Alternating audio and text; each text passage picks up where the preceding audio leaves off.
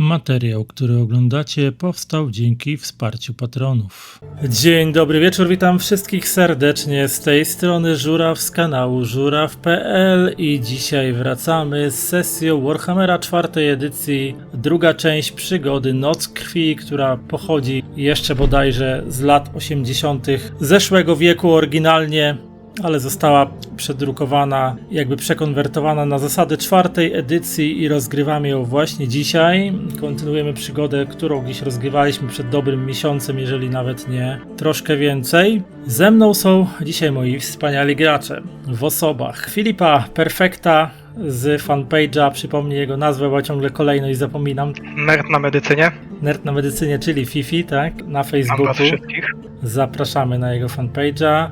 Później jest Kamix. Dobry. Później jest Everam z TikToka Acoustic Charm. Siema. I na końcu jest Earl.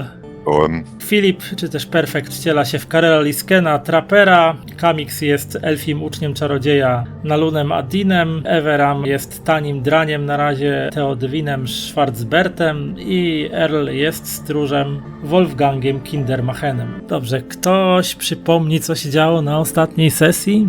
Tak, na ostatniej sesji zaczęliśmy od tego, że podróżowaliśmy przez ciemny las, była burza, na drogę zawaliło się drzewo, no i nie mogliśmy jechać dalej. I niestety, jak to w życiu bywa, zaatakowały nas zwierzoludzie. 6 zwierzoludzi, o ile dobrze pamiętam, także Chyba 4. możliwe. To były 2 zwierzoludzie i 4 mutanty. Z tego A, co no. pamiętam. Ale jak widać, Karel ma tendencję do przejaskrawiania. Mogło tak być. I co? No i wywiązała się walka. Karel stchórzył, uciekał po lesie przed zwierzoludźmi i mutantami, gdy Teo dzielnie wraz z naszym woźnicą stawiali czoła zagrożeniu. Okresowo pomagał im nasz wędrowny czarodziej i tak też udało...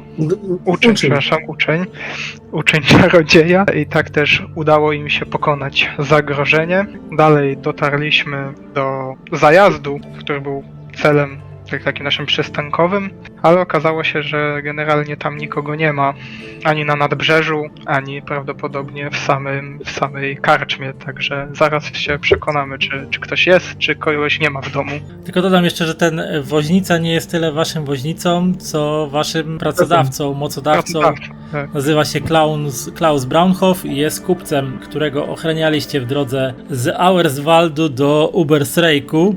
No i zdarzyło się to, co się zdarzyło, że Klaus niestety jest dosyć mocno ranny, a właściwie troszeczkę sam się załatwił, bo miał trochę pecha w trakcie walki ze zwierzoludźmi. Ogólnie najbardziej poharatany z całej ekipy na tą chwilę, oprócz Klausa, jest uczeń czarodzieja, który próbował splatać jakieś mocniejsze zaklęcia, ale nie zdążył i potem musiał trochę posiłkować się swoją walką wręcz, a trochę uciekać, ale na szczęście w drużynie był tani drań, który okazał się wcale nie takim tanim, czyli Teo, który uratował swoimi niebywałymi rzutami na walkę wręcz, uratował całą sytuację i uratował drużynę. Natomiast w Wolfgangu budzi cię potworny ból głowy. Ale to taki, jakby co najmniej 2 Sigmarów motodzierżców albo jacyś krasnoludzcy kowale z jakiegoś Karaku napieprzali swoimi wielkimi młotami w wielkie kowadła. Łup, łup, łup, łup pod czaszką. Otwierasz oczy, chociaż nie chcesz do końca tego robić.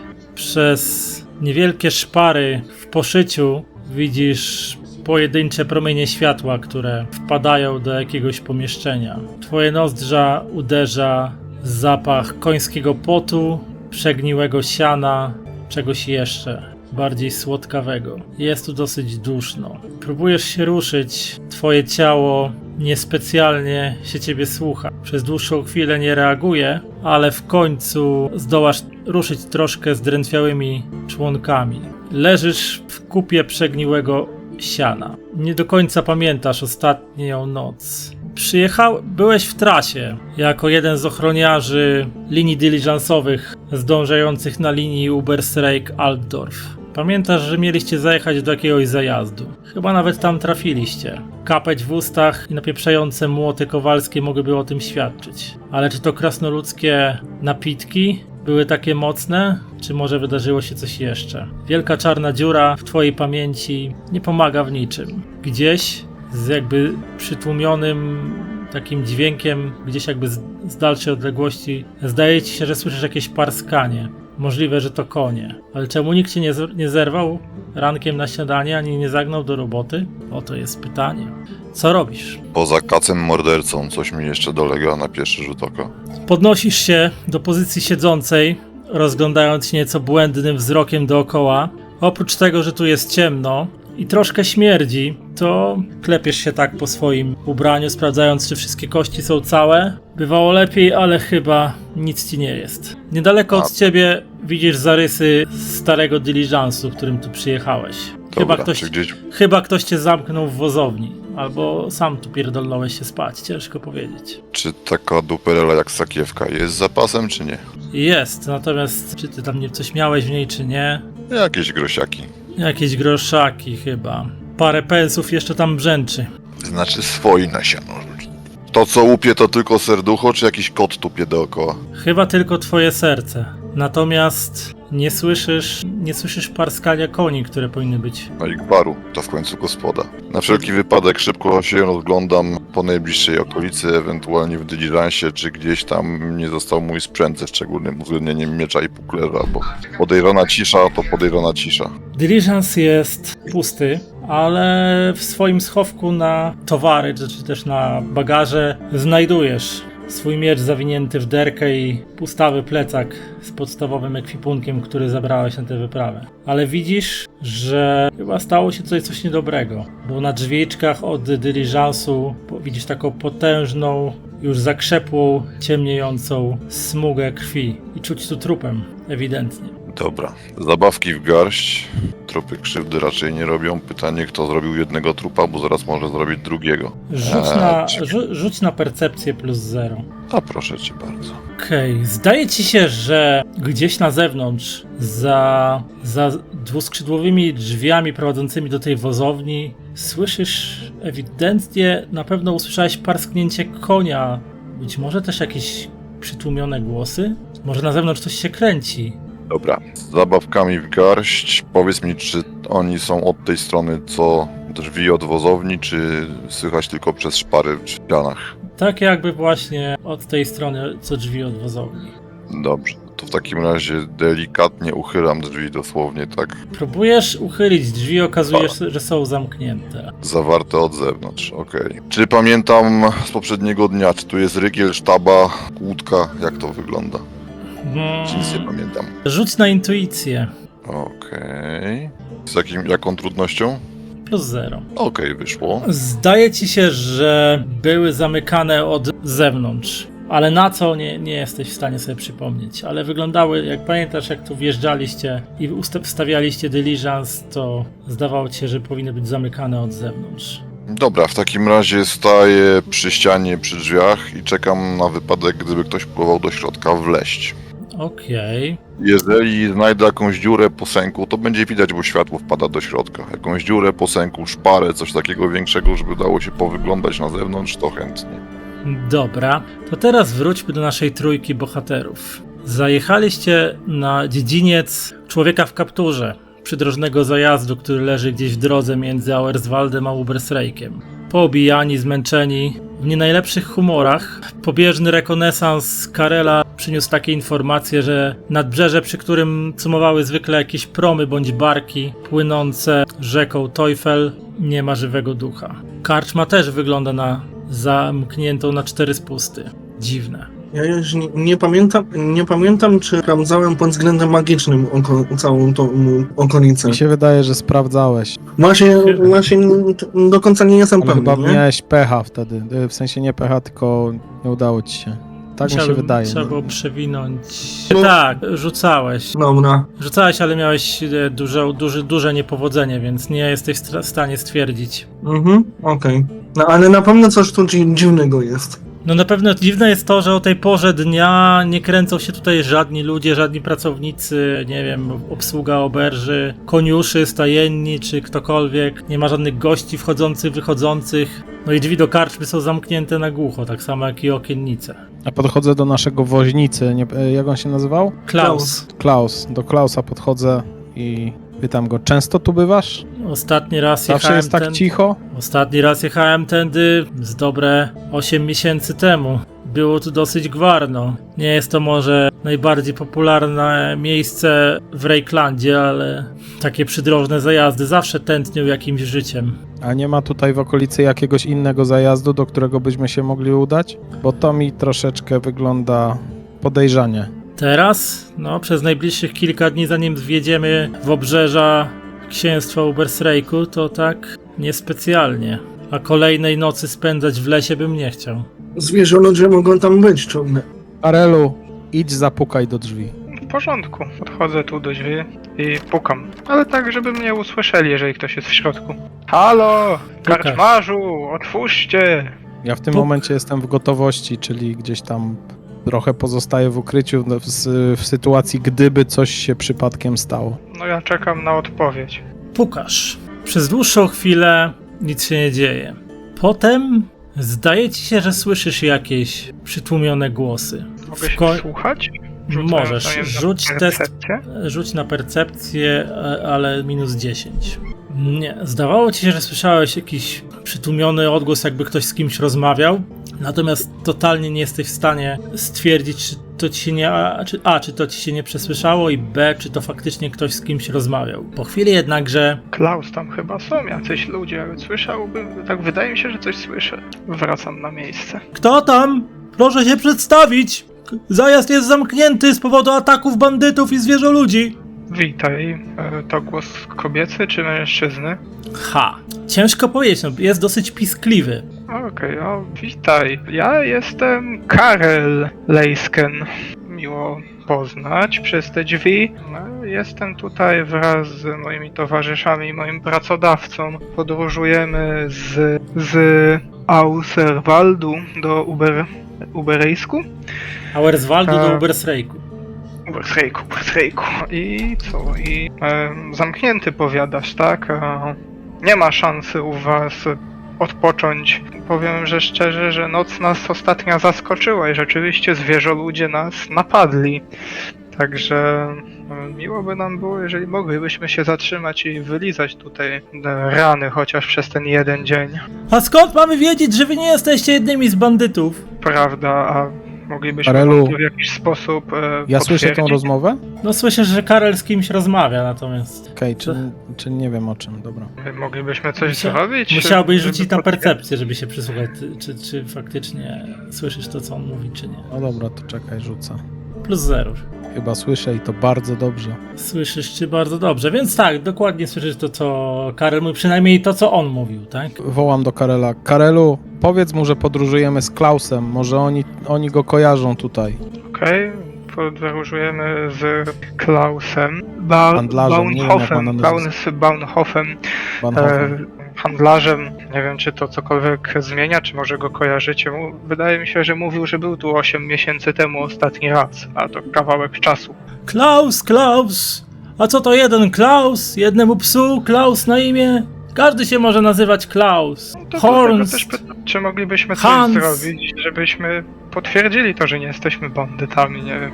Chcesz, żebyśmy zostawili, nie wiem, broń na wozie, czy coś. Nie wiem. Pokazać ci twarz przez okno? Zaczekaj chwilę. Doradzę się. Jest u nas strażnik dróg.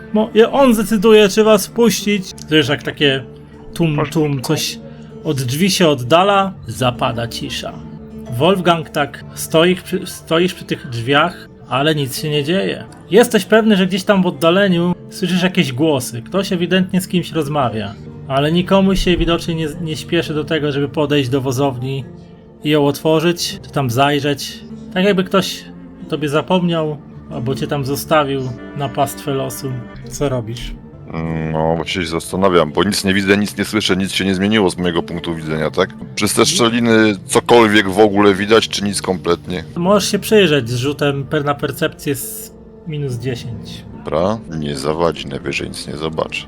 No nie, widzę, że nic nie widzę. Tak, przykładasz oko do jednej z większych szpar gdzieś w tych deskach spajających wrota, ale widzisz tylko blask porannego słońca, który wpada ci w źrenicę i troszkę oślepia, nic więcej.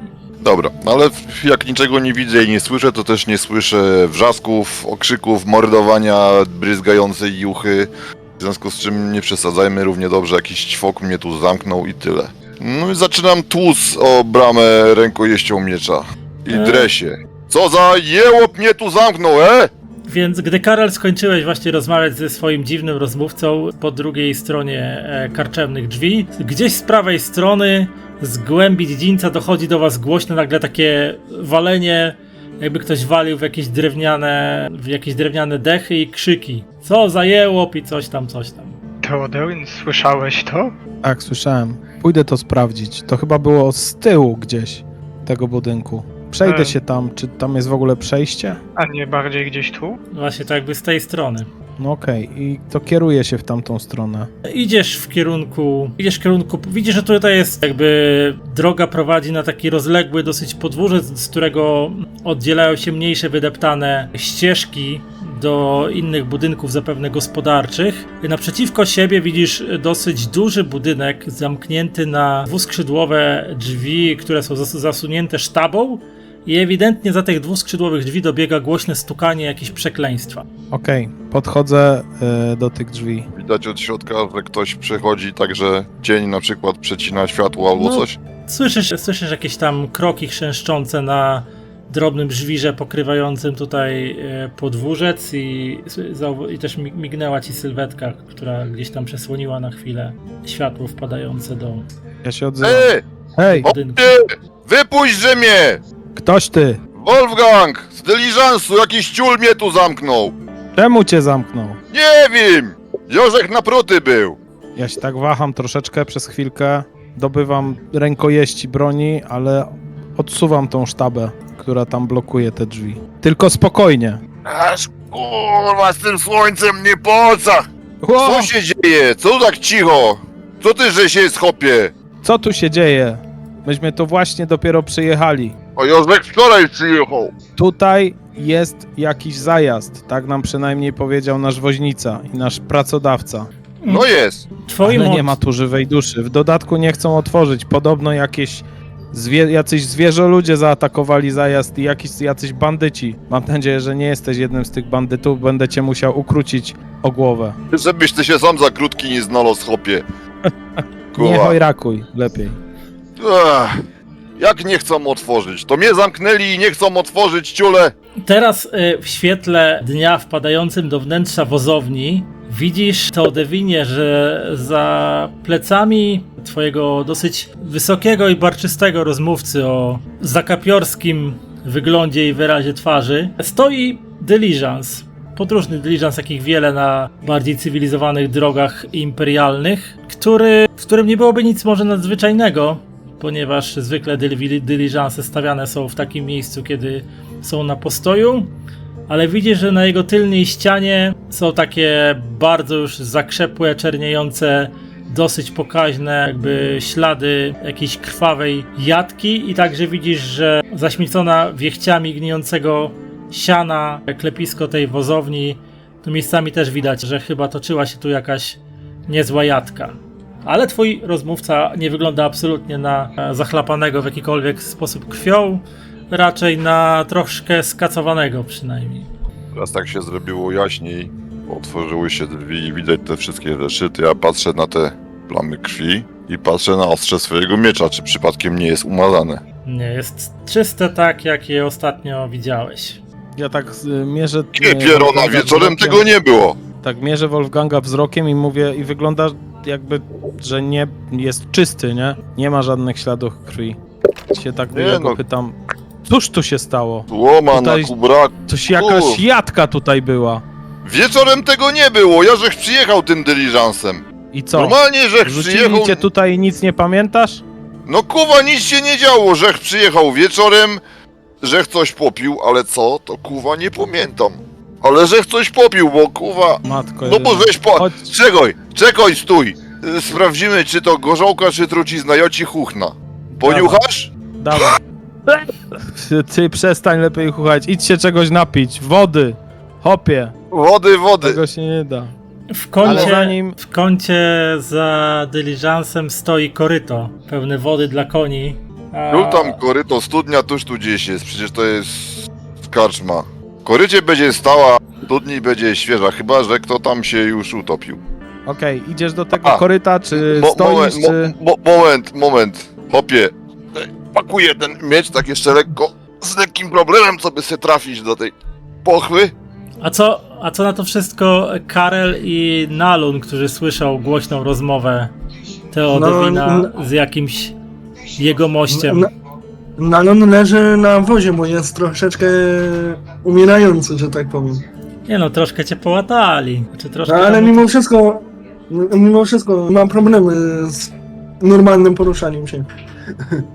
A Karel? Znaczy no Karol by w sumie tam chciał podejść, bo nie bardzo tak tłuszczak czeka na to, aż strażnik dróg się tu pojawi czy coś, więc... No i co tam jest Theodewin? Człowiek Bo jakiś? Akurat musiał zniknąć, nie? To patrzam ja. Hopy, was więcej jest. O kurde, ale masz kwadratową szczękę. To po tatusiu. Co ty tam tak siedzisz? Nie chcesz wyjść? Kuwa, zamknij mnie! I A, tam, no dobra, ja skoro nie wiem co prosisz. jest. Jorzech przyjechał tym diligencem, W sobie Karelu, jak tak patrzysz na jego posturę, dosyć jasny wyraz taki- twarzy. tak, jasny wyraz twarzy, no to nie dziwisz się, że w sobie też byś go zamykał. W sumie poprosił o to, żeby go zamknąć, to niech tam siedzi. Kuwa, ale coś ich tu się niedobrego porobiło, bo Żech przyjechał wieczorem dyligencem ze zwoźnicą. No i tak, woźnicę go nie widać, jucha na dyligencie jest, popsute są drzwi. Mnie zamkli, ale sakieweczkę mi zostawili. Zwietrzałe piwo kazali mi pić. Przesaczuję po normalnym, by Żech takiego kapcia w gębie nie miał. Kuwa, coś tu jest niedobrze. Nie do końca pamiętasz, czy to było piwo, może to nie było piwo, może to było co innego, nawet jakiś wiejski bimber albo co, berbelucha jakaś na pewno. Zwietrzała na 100%. Musi stała na zewnątrz i jaki zwierzoczek do niej nassał. Kuwa, hopy! Patrzę na słońce, wysoko już na niebie, blady świt, wieczór, południe, co jest za Nie porodnia? no, świt już minął, ale jeszcze do południa trochę czasu, jest raczej taki poranek dosyć wczesny. Co to jest tak cicho o tej porze? No was właśnie. chyba nie zamkli, to coś powinniście wiedzieć. Nie no, widzisz, że tam dalej stoi wóz zaprzęgnięty w jednego konia, chociaż ewidentnie miał wcześniej miejsce dla dwóch, ale jednego nie ma, więc... No i wóz troszkę też taki widać pochlapany miejscami, chyba miał jakieś ciężkie przeżycia. Kuwa, chłopy, to wy co, to wy też? Jak woźnica z tym moim dyligencem?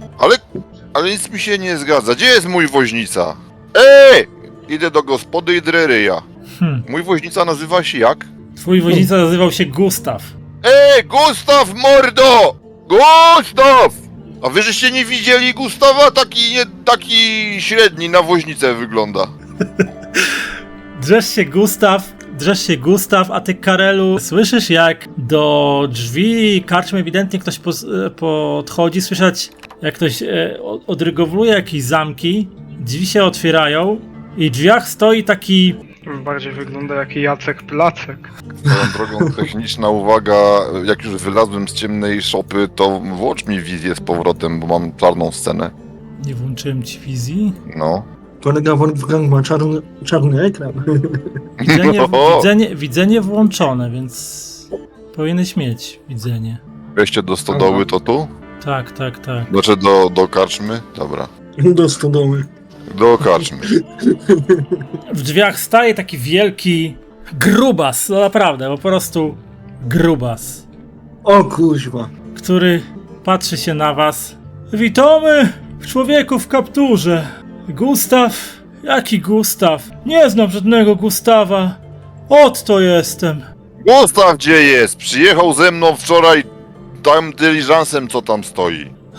Nie wiadomo, jeśli był jaki Gustaw, to może już dawno nie być, bo myśmy wczoraj mieli napad bandytów i zwierzoludzi i myśmy się musieli zabarykadować w tej oto karczmie zajeździe i nie otwieramy obcym, ale Hans, strażnik dróg, który tu z nami przebywa, powiedział, że można was ewentualnie wpuścić, bo wy na prawowitych obywateli Imperium wyglądacie. To jakby co, to zapraszamy do środka. Pamiętam tego typa z wieczora. On taki ciężko zapominalny jest. Rzuć na intuicję plus 20. O, żeż ty. Znaczy gruba sprawa. Miło cię poznać, Otto. Widać, że tu nie biedujecie. A, powodzi się, powodzi. Jak bandyty nie atakują, to się powodzi. Wow. Wyszło. Wiesz co, tak 5 przez 10 zdaje ci się, że ten grubas ci chyba tam polewał co nieco wczorajszego wieczora. Na pewno zanim cię film urwał. Dobra. Gospodarzu Otto, czy jak wy tam? Zacności. To jak mówicie, gdzie są ci, co to ich bandyty i zwierzoludzie pobili? A czort ich wie, gdzie oni są. Panie, komu to wiedzieć? No jak kuwa, gdzie są? Co, przyszli i trupy ze sobą zabrali? Albo są w środku, albo gdzieś nie żyją i są ciała. To gdzie te ciała? Pewnie przyszli, zabrali to kanibale jedne. Ludziożercy, ludzi zjadają. W tym momencie podchodzi do drzwi wysoki, dosyć dobrze ubrany, noszący się ewidentnie lepiej, młody mężczyzna o blond włosach w stroju strażnika dróg imperialnej jurysdykcji. Tak stuka butami, dotyka ręką swojego trikorna. Hans Jinkerst. Witam serdecznie, dzień dobry, strażnik dróg imperialny na służbie. Co to za hałasy, co to za krzyki? Proszę mi tu tego gospodarza nie Warto. napastować. Jak ja bych go napastował, to on by inaczej wyglądał, panie oficer w siknym kapeluszu. Jorzech tu też w ramach obowiązków przyjechał wieczorem. Dyliżansem, z woźnicą. I co? Budza się rano, zamknięty w wozowni, dyliżans jest zachlapany, w woźnicy mojego druha serdecznego Gustawa Nimo, a ten tu gospodarz Otto w swojej tej łaskawości pierdzieli, że przyszli i go na kiełbasy przerobili. Nic nie pierdzieli, tylko tak jak gospodarz rzekł, był wczoraj napad. Bandyci i zwierzoludzie, czy tam mutanci i zwierzoludzie napadli na nas tutaj. Kto się tam zdołał skryć w środku karczmy, ten się skrył. Drzwi zabarykadowaliśmy, okna zabarykadowaliśmy, a reszta sobie radzić musiała. Tak jak sobie musiała. Ciała później zabrali. To wy nie wiecie, że zwierzoludzie to są ludożercy? Jak głodne po lasach krążą, to wszystko wpieprzą? Zabrali No. ciała i może twojego Pieprzą, Gustawa też jednego. zabrali. A może zabrali, by bawić się w te swoje plugawe hatfu. Patrzę tak z Rytuały. takim niedowierzaniem na strzechę, czym jest karczma kryta. Czego Wiesz ma co, dach? karczma jest piętrowa, więc widzisz drewniane belki stropienia nad sobą pierwszego piętra. Ogólnie z zewnątrz przybytek jest kamienno-drewniany, natomiast strzecha pewnie kryta, jak nie gątem, to jakimś pewnie sianem czy czymś. Żaden z tych zwierzoludzi nawet pochodni nie rzucił. Lało wczoraj jak z cebra, aleś tyś się nawalił w 3 dupy, to nic nie pamiętasz. I kto mnie tam zamknął, zwierzoludzie? Nie wiem kto zamknął, ale ciesz się, że żyjesz. Jak coś, to schronić się tu możecie. Zaraz wam tu Fagor i tu w miejsce, widzicie jak koło kontuaru krząta się jeszcze jeden mężczyzna. Ten jest dosyć szczupły, można by wręcz powiedzieć wychudzony. I wygląda dosyć dziwacznie, bo ma strasznie wybałuszone oczy. Jego wyglądem się nie przejmuj ta. On tu To wczoraj... taki zdziwiony.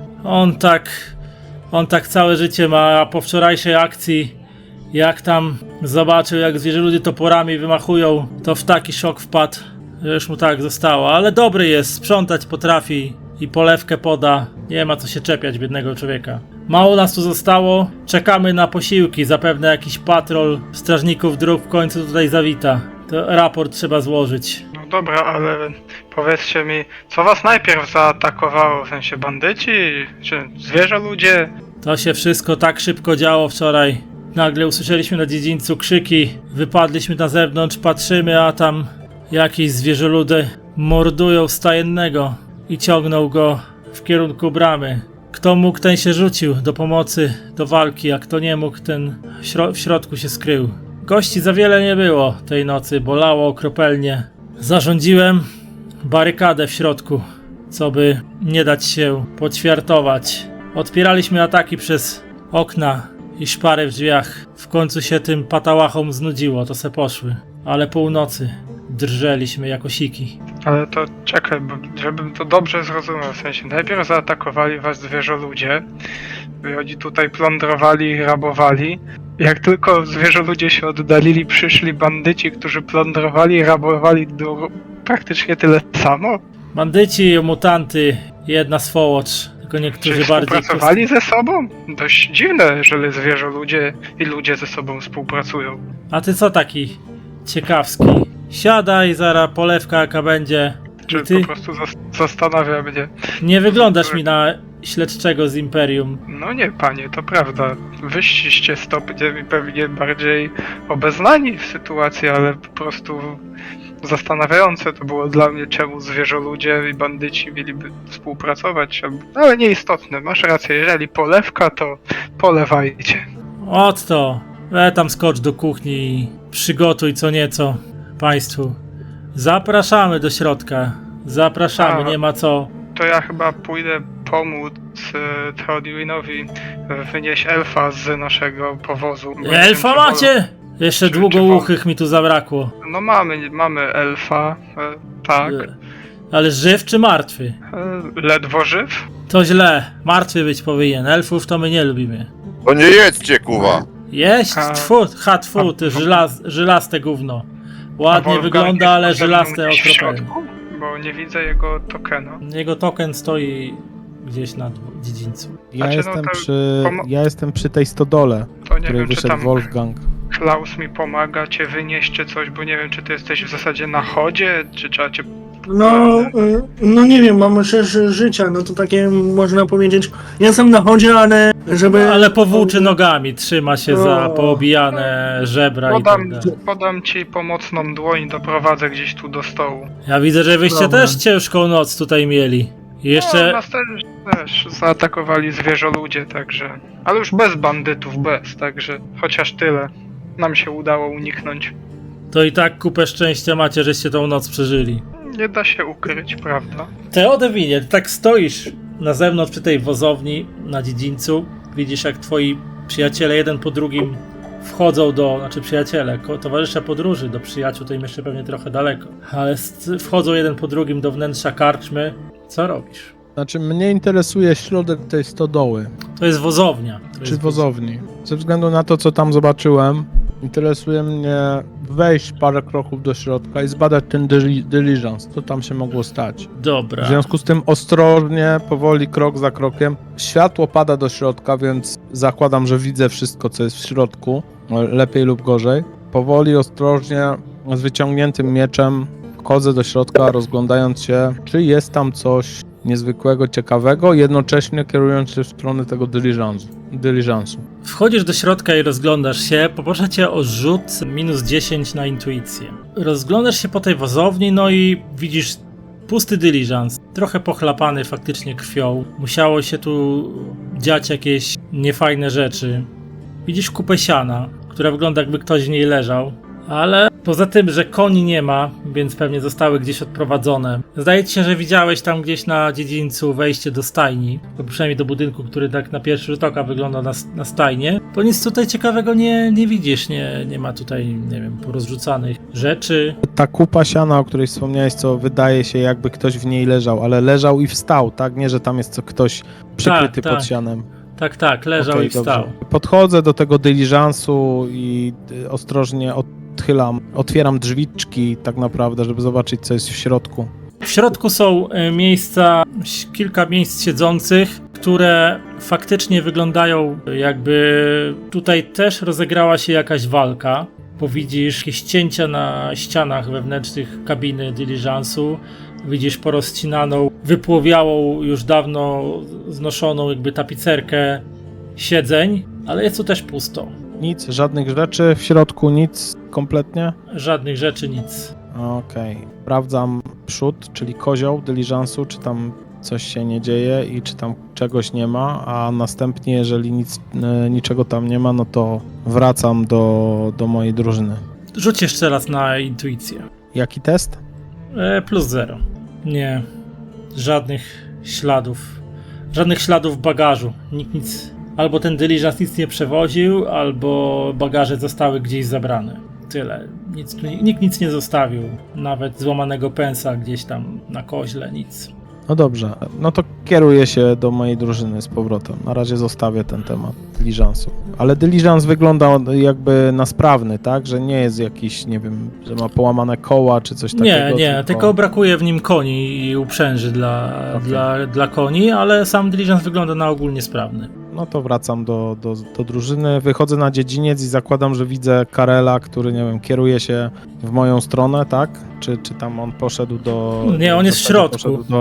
Oni są bo poszedł wszyscy do Naluna, ale oni już wszyscy w środku, tak? Na koźle tylko tak półleżąc, koźle waszego wozu, którym przyjechaliście, tylko tak półleżąc zalega Klaus, który spogląda na ciebie. Jak tam? Nie wygląda to wszystko dobrze, ale potrzebujemy odpocząć. Dalsza podróż jest też cholernie ryzykowna. Właśnie uwolniłem jakiegoś osiłka z tej stodoły, z tej wozowni, która tam stoi. Nie wiem, gdzie poszedł. Gdzieś poszedł. Chyba w środku Nie widzę jest. go. Chyba w środku Okej. jest. Otworzyli nam drzwi, tak? Tak, w końcu. tak. A czemu jeszcze siedzisz na wozie? Noga mnie napierdala tak, że ledwo mogę wytrzymać. Pomóc ci? Pomóc mi by trzeba było. No to chodź.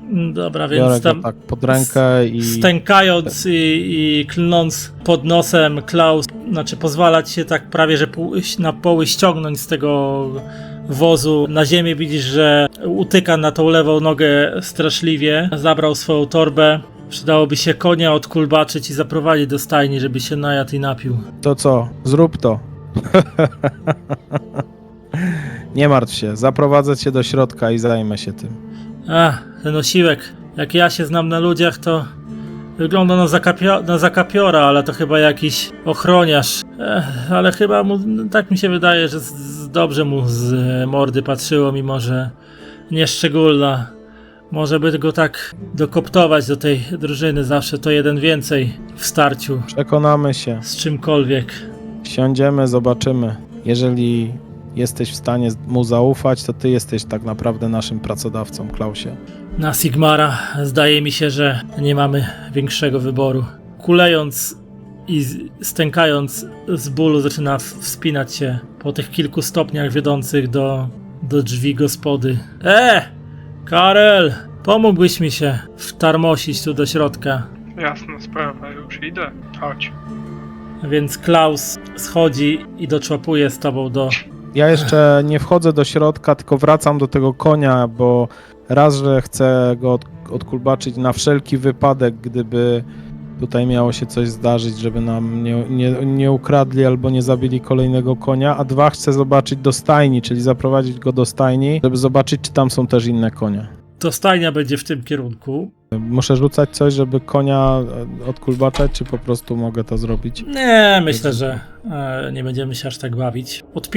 Odpinasz tego jednego konia, który wam został, ewidentnie głodnego i zmęczonego ostatnim fragmentem podróży. Bierzesz go i prowadzisz w kierunku stajni. Im bliżej jesteś stajni, tym bardziej twój koń, którego prowadzisz, zaczyna być nerwowy. Zaczyna stąpać dosyć nerwowo, drepcząc za tobą, ci trochę tak rwie ci lejce z rąk, tak jakby cię chciało odciągnąć od tej stajni i tam słyszysz ze środka budynku, słyszysz też takie głośne stukania i takie chrapliwe dźwięki.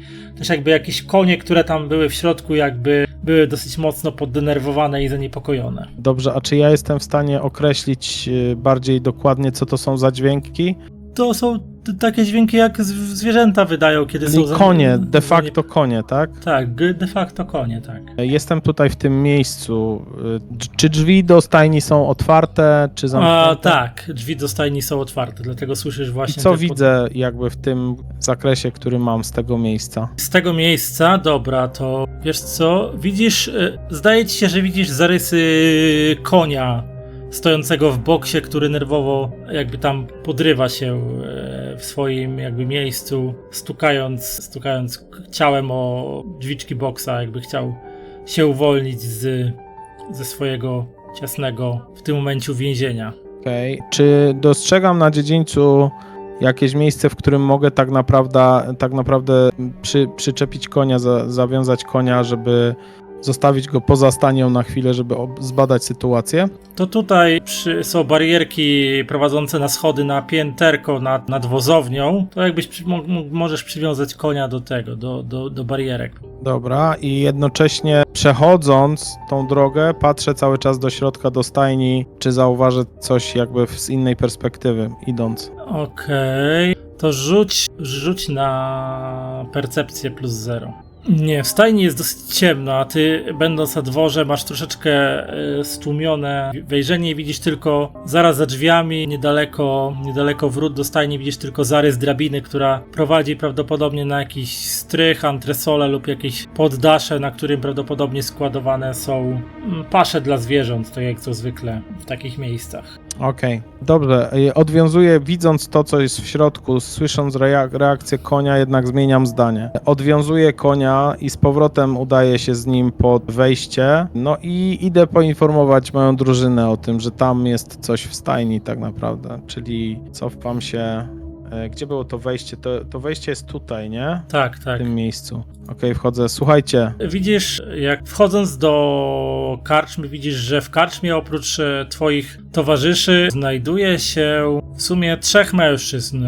Wielki, gruby, najprawdopodobniej oberżysta, który kieruje się aktualnie do kuchni.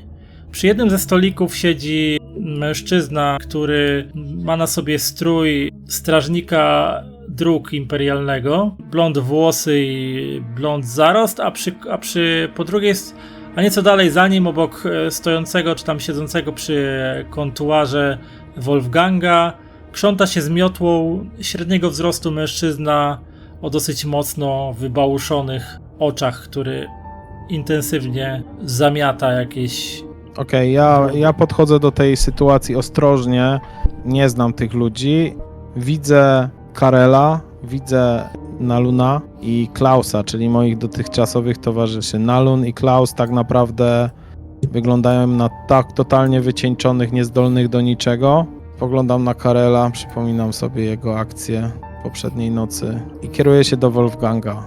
Mówię do niego, szukałeś swojego woźnicy? Szukałem. Tu jest Chodź. jakaś ściema. Powiedz mi, Żuraw, ja w tej karczmie wcześniej jedząc z diligencem bywałem, czy to jest pierwszy raz? Pierwszy raz. Jesteś świeżo zatrudnionym ochroniarzem tej linii dyligensowej, to twój pierwszy kurs tak naprawdę. Popie, chodź na zewnątrz, pogodomy, bo ten w durnej czapce słucha, potem będzie się znowu pultał. No chodź, chodzimy Dobra. na zewnątrz. Wychodzimy na zewnątrz, rozglądamy się, żeby nikt nie słyszał. Karelu, Nalunie, rzućcie na percepcję, tylko Nalun z trudnością -10. O Boże, gdzie to było? -10, tak? Tak. Czyli problematyczny. No nie. Okej, wiesz Jestem co, świadom. Karelu, kiedy Wolfgang razem z Theodewinem opuszczają budynek gospody, zauważasz, że zarówno strażnik dróg, który przedstawił się jako Hans Inkerst oraz gruby oberżysta, wymienili ze sobą krótkie, niby przelotne, ale dosyć takie wyraźne, zaszła taka wyraźna wymiana spojrzeń jakby porozumiewawcza i później jakby udają, że nic się nie stało, a Grubas wchodzi za kontuar i otwiera sobie drzwi i gdzieś tam próbuje wejść, znaczy wchodzi sobie do pomieszczenia, które zapewne jest jakimś zapleczem bądź kuchnią. Hans przygląda się wam siedzącym przy stołach i uśmiecha się. Hans, jest tu gdzieś sympatycznie. jakiś kibel? Kibel? A to musisz niestety wyjść na zewnątrz i tam gdzieś tam była jakaś wygódka. Rozumiem, czyli gdzieś na obejściu. No dobrze. Tak. Ty, Teo...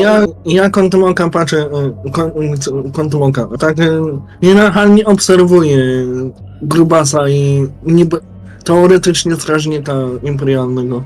No ale co chcesz wypatrzeć? Pobudki. Pobudki?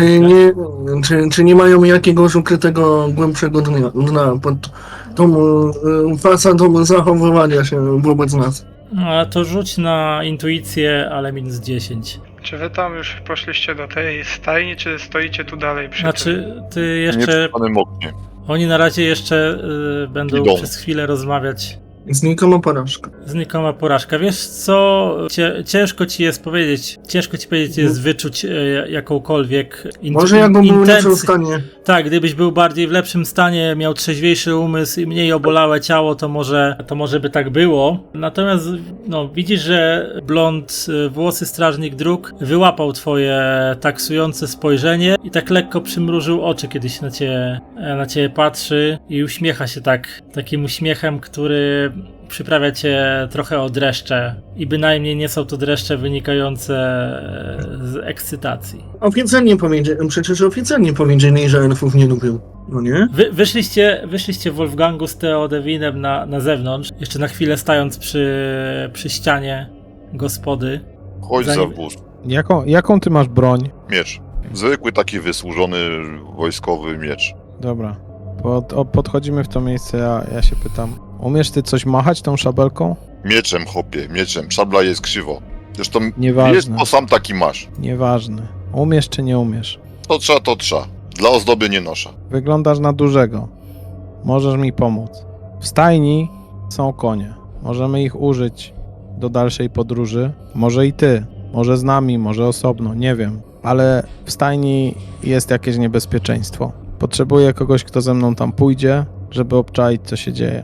Możemy pójść. Tylko ostrożnie. Nie na Możemy hura. pójść. Tylko słuchaj, bo tu się kompletnie nic nie zgodza. Jest tak. Ten, co tu goda, że ich napadli zwierzoczłeki, mutanty, chaosy, zbóje, elfy, pedały i w ogóle wszystko, łże jak pies. Żadnych śladów napaści tu nie ma. Ty popatrz. Brama nieporąbana. Okna nie mają ślady wyważania ani niczego. Nie mają. Oni się niby schowali do gospody i przeczekali. Jak przeczekali? Kuźwa, jakby tu przyszedł oddział zwierzoczłeków, chaosu czy cholera wie czego, to by co mogli ukraść, to rozkradli, co porąbać, to porąbali, a potem sobie dopiero poszli. A ci się we trzech schowali, głupieloki, do środka i niby zwierzoczłeki ich zostawili, bo drzwi były zamknięte. No, jeszcze twój na wycieraczkę dyliżans? nie chcieli nabruździć. A twój dyliżans jest cały w krwi z zewnątrz, a jednocześnie nieruszony. Nie I naruszony. zamknęli mnie w środku razem z tym zakrwawionym dyliżansem. Dokładnie. Przecież to się Coś tu w jest ogóle nie kupy tak. nie trzymie. Coś tu jest nie tak i tu się z tobą zgadzam. Dobrze, że nie jesteś z nikim w zmowie, bo tak naprawdę nie byłem pewny, jak otwierałem ci drzwi. Tym Tymi niemniej, ciulomi? Ja bych tylko Gustawa chciał znaleźć. może i w stajni siedzi, a może gdzie indziej. Popatrz, ile tutaj jest obejścia, które tak naprawdę może kryć jakieś tajemnice. Ja tyle jedno wiem, że w stajni są konie i możemy ich użyć, tylko musimy do tego podejść ostrożnie. Jak odprowadzałem konia do stajni, to zaczął mnie odciągać od tej stajni, a konie są dosyć wyczulone na różnego rodzaju niebezpieczeństwo. Raczej by tego nie robił, gdyby tam były tylko same konie. To te w środku tam nieźle szaleć muszą. Wziąłbym moją drużynę, ale Nalun jest niestety obolały, a Karela to nie wiem, czy mogę mu ufać na tym etapie, bo troszkę uciekł od nas podczas naszej nocnej przeprawy, którą mieliśmy ze zwierzoludźmi. Ty, a ten zdziwiony? On tu oficjalnie robi za koniucha. Jaki Jakby zdziwiony? go zapytać, no ten taki z oczami, co taki zdziwiony chodzi. Takie wielkie okej, ślepia ma ten. to- Jakby tak zgłupia Frant mu powiedzieć, że konia do stajni co by zaprowadził, to No, będzie widać, czy go bierze i idzie do stajni jak do siebie, czy nagle powie, że nie, bo zapomniał, że którą nogą się do stajni wchodzi i on teraz nie może. to są dwie opcje. Jeżeli tam czyha jakieś niebezpieczeństwo ogólne, to będzie się bał. Jeżeli tam jest ktoś, kto jest z nim w zmowie, to go zaprowadzi. Co za problem? Przecież tam są konie, nie? Ale koń się będzie Tam mogą być złościł, bandyci, wyrywał, którzy... a tam bandyci. Na widok bandyty kon nie będzie zwiewał, bo to człowiek jak człowiek. No, co prawda, to prawda, ale Krew by musiała być, albo coś. mogą cuchnąć w różny sposób. No, możemy iść we dwóch ostrożnie sprawdzić, jak chcesz. Podczas tej wymiany zdań zauważacie, że z karczmy wyszedł też Karel, bo ty chciałeś wyjść, tak?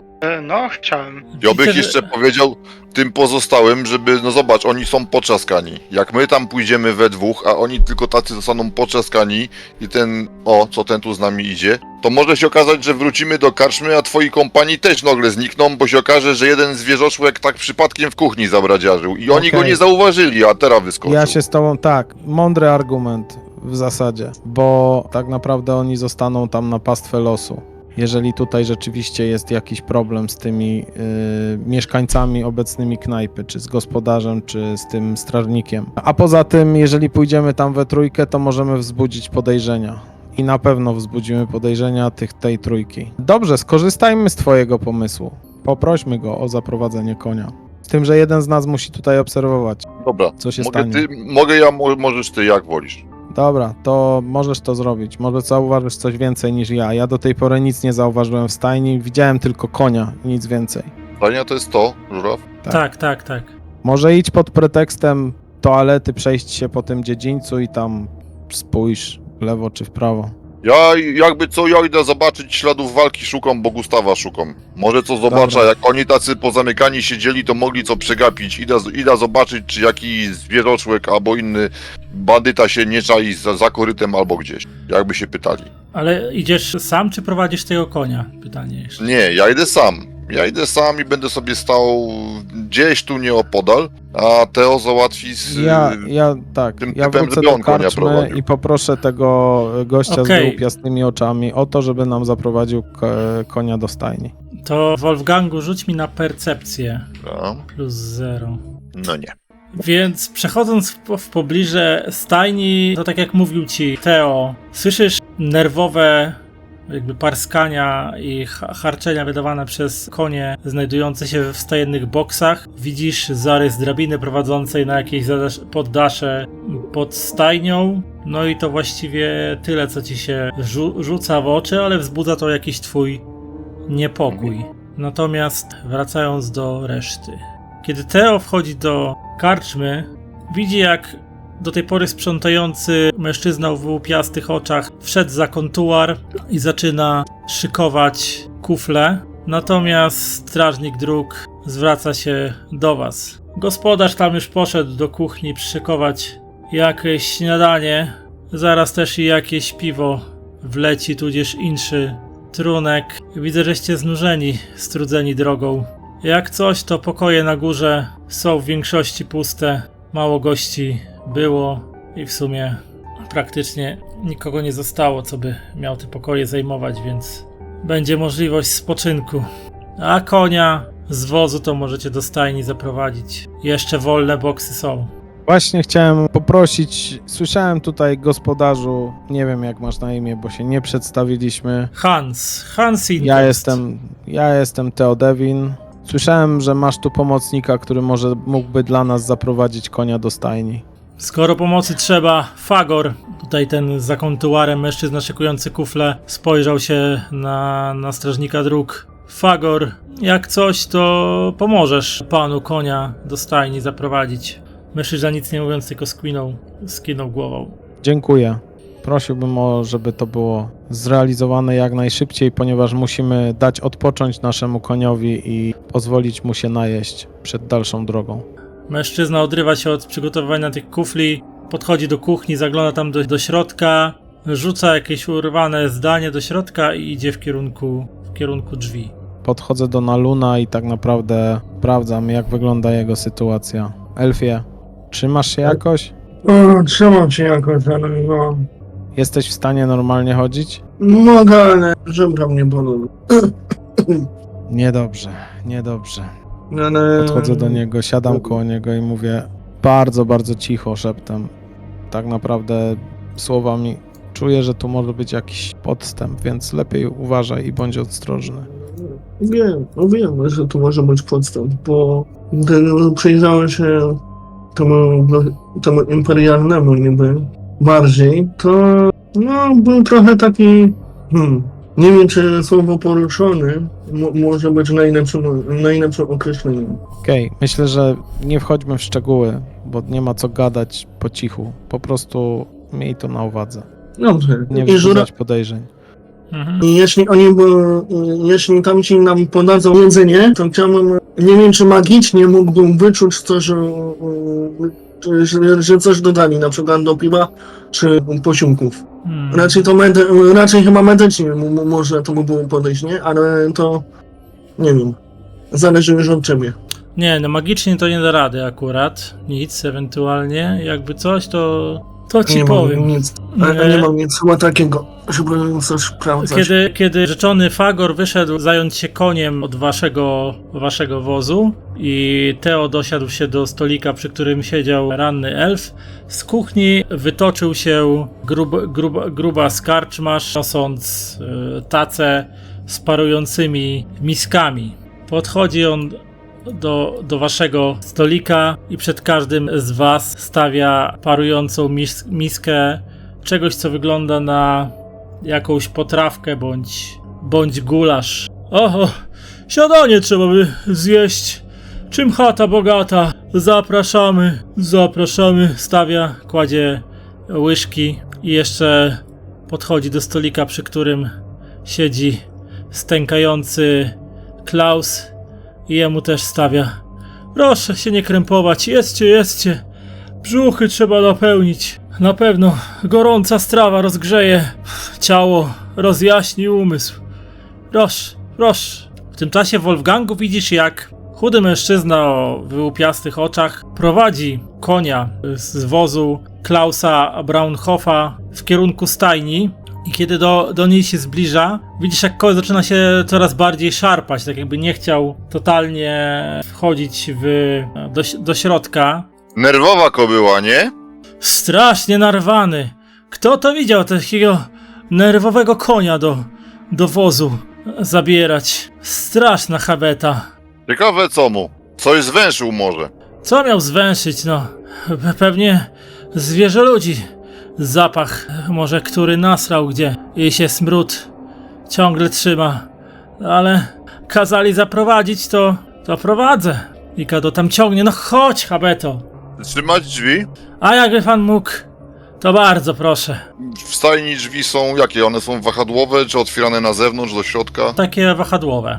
Dobra. No jak wahadłowe, to nie mam co trzymać, tylko że dziad to nie zwrócił uwagi, czyli jest ewidentnie ściema. Więc on tam Ale- ciągnie. Ale spoko, on ciągnie, a ja tam łokciem drzwi, żeby się lekko tylko uchyliły. On tam zaciąga tego konia do środka i kiedy gdzieś tam udało mu się go wciągnąć do środka, to słyszysz, jak nagle tam rżenie koni się w środku podniosło i słychać jakieś głośne przekleństwo i koń, który był przy wozie, którym przyjechali twoi nowi znajomi, wybiega głośno rżąc ze stajni i biegnie gdzieś tam w kierunku wozu i głównej bramy. Ten mężczyzna tym wypada. No szkurwa, wracaj, pieprzona habeto. Koń ucieka, koń mi się zerwał, krzyczy. Mija cię biegiem, tam biegnąc w kierunku karczmy. No to nie mamy konia. Dobra. Nie, no przecież brama jest zamknięta, nie ucieknie na zewnątrz. Brama jest otwarta, chyba że zamykali, ale nie pamiętam. Nie pamiętam, czy ją zamykaliście, więc chyba jest otwarta. Nie pamiętam. Więc uznajemy, że brama jest otwarta i koń po prostu tadam, patam. Słyszycie tylko jak koń, głośne rżenie konia i głośny ten i oddalający się od Klaus. Nie! Mój koń! Kurwa! Mój koń próbuje wstać od stołu i... To co? Oberżysta będzie musiał zapłacić za konia, bo to wyście go nie dopilnowali, nie? Mężczyzna staje w progu. Habeta! Zerwała mi się. Jakiś narwany, ten narowisty. Ja przepraszam, ale... Tam i machnął ręką. Gdzieś tam tylko słychać oddalający się. Wchodzę za nim do karczmy. No i tak wiesz, od wejścia. No, gospodarzu, wasz stajenny dupy dał. To zdaje się nie był taki zwykły koń, tylko ten. Jak mu tam? Patrzę na Klausa. Pomóżcie mi, ja nie pamiętam jak ta rasa się nazywa.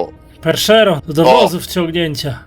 Bergeron, wasz stajenny go wystraszył, wasz stajenny go nie upilnował. Będzie się należało odszkodowanie, nie? Pan imperialny zaświadczy. Odszkodowania. Może w ramach odszkodowania są tam jeszcze 2 konie w stajni. Z dyliżansu. Zdaje się, że nie ma go już kto go powozić, to se może weźmieta te 2 konie w ramach rekompensaty i będziemy tu kwita. Ja zaświadczę. Jakem Hans Inkerst. Patrzę na Klausa, co on na to? O 1 na 2. Dobra wymiana, czy nie? Darowanemu koniu ja tam, ale tym bardziej 2 koniom w zęby zaglądał nie będę. Bierę. I tutaj bierze łyżkę i tam nabiera haust tej strawy i pakuje sobie do ust. No w końcu coś ciepłego. O! No skoro już tu wszyscy jesteś to chodź jedź śniadanie, póki ciepłe. Chodź polej tu jakiej. Oni zasiadają z nami do stołu? Czy...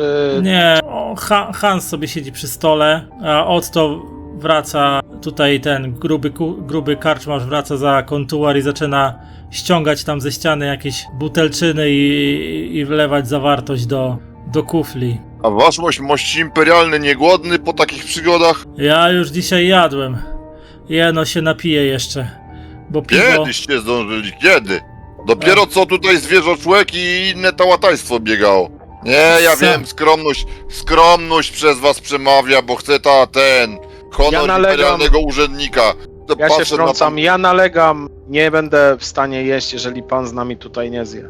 Nie, ja myślę, że panu Uprzejmości. imperialnemu to pierwszeństwo się należy. Oddaj tam mu swoją porcję. No My ja, poczekamy. ja oddaję swoją porcję od razu imperialnemu. Hans tak spojrzał się na ciebie, spojrzał się na miskę, odwrócił się na kucharza. Gospodarzu, nie godzi się tak, żeby jakiś gość tu o suchym pysku siedział. Polej jeszcze tej polewki. Coś ci tam jeszcze na pewno na dnie kotła zostało. I tak, no siadajcie. Wziął tą miskę i tak miesza tą łyżką w tej misce, miesza. No, to smacznego życzę i tak bierze do ust Haust i no i tak z długim siorbnięciem tam bierze gry. Co panie, niedobre, co? Mówiłem, że już jadłem. Trochę na przymus wciskam. Nie, Patrz ta na tego kucharza. Jak kucharz tak wygląda, znaczy lubi swoje podjadać. A jak lubi swoje podjadać, znaczy dobrze gotuje. Kucharz wrócił właśnie z kuchni i niesie wam pozostałe miski z gulaszem. O, ale proszę jeść, bo już nic nie zostało. Jakbym musiał nowe nastawiać, więc proszę, Panie proszę, kucharzu, kupicie a pan? Ja, Pan wygląda na głodnego. nie, proszę wybaczyć, ale ja tu w pracy jestem. Jem wtedy, kiedy goście zajmują się swoimi interesami i odpoczynkiem. Proszę, jeszcze piwa naleję jak trzeba, albo wina. Co podać? Ja chyba podziękuję, że wczoraj zapił tego i mnie jeszcze w żołądku co trzymie. Patrzę na Klausa. Mości kupcze, nie macie wy jakich sucharów podróżnych albo czego? Na taki zmęczony żołądek to jedyne takie rzeczy można jeść. Suchary? A tam na wozie może co w kulbak, w tobołach by coś się znalazło, ale naprawdę dobry gulasz się tam. Ja wiem, ale no zobacz jak mnie sponiewierało. Przeca, żeś tam je znaleźli w wozówce, to żeś tam widzieli jak to wyglądało. Nalun, ty chciałeś się przyglądać tej potrawce, temu gulaszowi, tak? To albo rzucasz minus 30 na percepcję, albo jeżeli masz talent wyostrzony zmysł smak, bo... Zmysły magii, ale to nie. Nie. Percepcja na minus 30, łoż kurwa. Z cechy inicjatywy czy z inteligencji? Z inteligencji. O patrz. Zdaje ci się, że ten gulasz jest jakiś wyjątkowo dobrze przyprawiony. Ja bym chciał coś zakryć, jakiś prawdziwy smak. I tak, Ale no... coś tam jest dodane i to jakaś przyprawa albo jakieś zioła, których na pewno nie znasz. Albo przynajmniej kiedy ostatnio jadłeś gulasz, to na pewno czegoś takiego w gulaszu nie było. Marihuany? Nie. Czekaj. Marihuana. Nie wiem. Jeszcze nie biorę, że tak powiem, kęsa tej zupy. Tak ostro walczę z tym pokusem. Poczekam na rozwój sytuacji. Jak klepie Teo w ramię. Pokażesz mi gdzie wasze sakwy, kupiec z nogą przetrąconą to nie będzie chodził, ja wam nie chcę sam po wozie buczować, potem będzie ten co ukradł. No dobra, ho. No to jak wychodzimy na zewnątrz, w stronę wozu, ten zdziwiony ze z dużymi oczami gówno jest, a nie jest stajenny, nawet nie wiedział w którą stronę drzwi się otwierają, to po pierwsze, więc oni nie tutejsi, tu prawdziwego stajennego nimo, po mojemu. Czyli bandyci. Prawdopodobnie w przebraniu. Jak wrócimy do środka, pooglądaj że zwłaszcza może elfon ma bystre oczęta, czy nie ma na nich jakichś śladów krwi, przecież te rzeczy co tu się działy i się porżnęli, to się sami nie porżnęli. A na podwórzu żadnych śladów krwi nie ma, ani śladów walki, ani innych takich, że ich nie widział. Tak naprawdę moglibyśmy ich skonfrontować, tylko jeden problem jest taki, że nie wiemy, czy tutaj kogoś jeszcze nie ma. A sytuacja w stajni sugeruje, że tam mogą się ukrywać jakiś ich współpracownicy. W stajni na pewno siedzi jaki. I albo jest ciężko pokrwawiony i konie się krwi boją, albo jakiś ze zwierzoczłek, albo inny taki, bo od normalnego człowieka ludzie tak nie uciekają. A, bo tam No. trupy zrzucili. Jakby tam trupy zrzucili, tylko dziwne, bo trzeba by zobaczyć wtedy, no ziemia powinna być albo świeżo zagrabiona, albo pokrwawiona. A się Rzech nie przyglądał, no bo koń łaził w tej weftę pod koniem, to ciężko widać było. Ale tam by można popatrzeć i tam w środku Rzech widział, jest taka drabinka, czyli tam jeszcze jest pięterko, więc to, że na dole nic nie ma, może na pięterku Tak, też się widziałem pali. tą drabinkę. Jak tam No. próbowałem się, że tak powiem, zorientować w sytuacji. Karel, a ty jesz potrawkę czy nie jesz? Bo wygląda Ja to smakowicie. Jeszcze chciałem podejść, zanim podali w ogóle, to zapytać się o wejście do pokoi. A, wejście do pokoi? To tam na górze, na piętrze. Fagor możecie zaprowadzić, jak trzeba. Świetnie, niech prowadzi. Dobra, I zostałem sam. Z dwoma. więc to i tam po schodach na górę. I z Klausem, który pałaszuje gulasz. A właśnie, jakby co, Jorzech wczoraj aż tak to Rzech nie popił, bez przesady. Albo było jakieś zwietrzałe, albo zaprawione. Nie ufam w nic, co oni tutaj do jedzenia i picia podają. Chyba, że który sam najpierw spróbuje. No nie wyglądasz na chłopa, który nie może dużo wypić.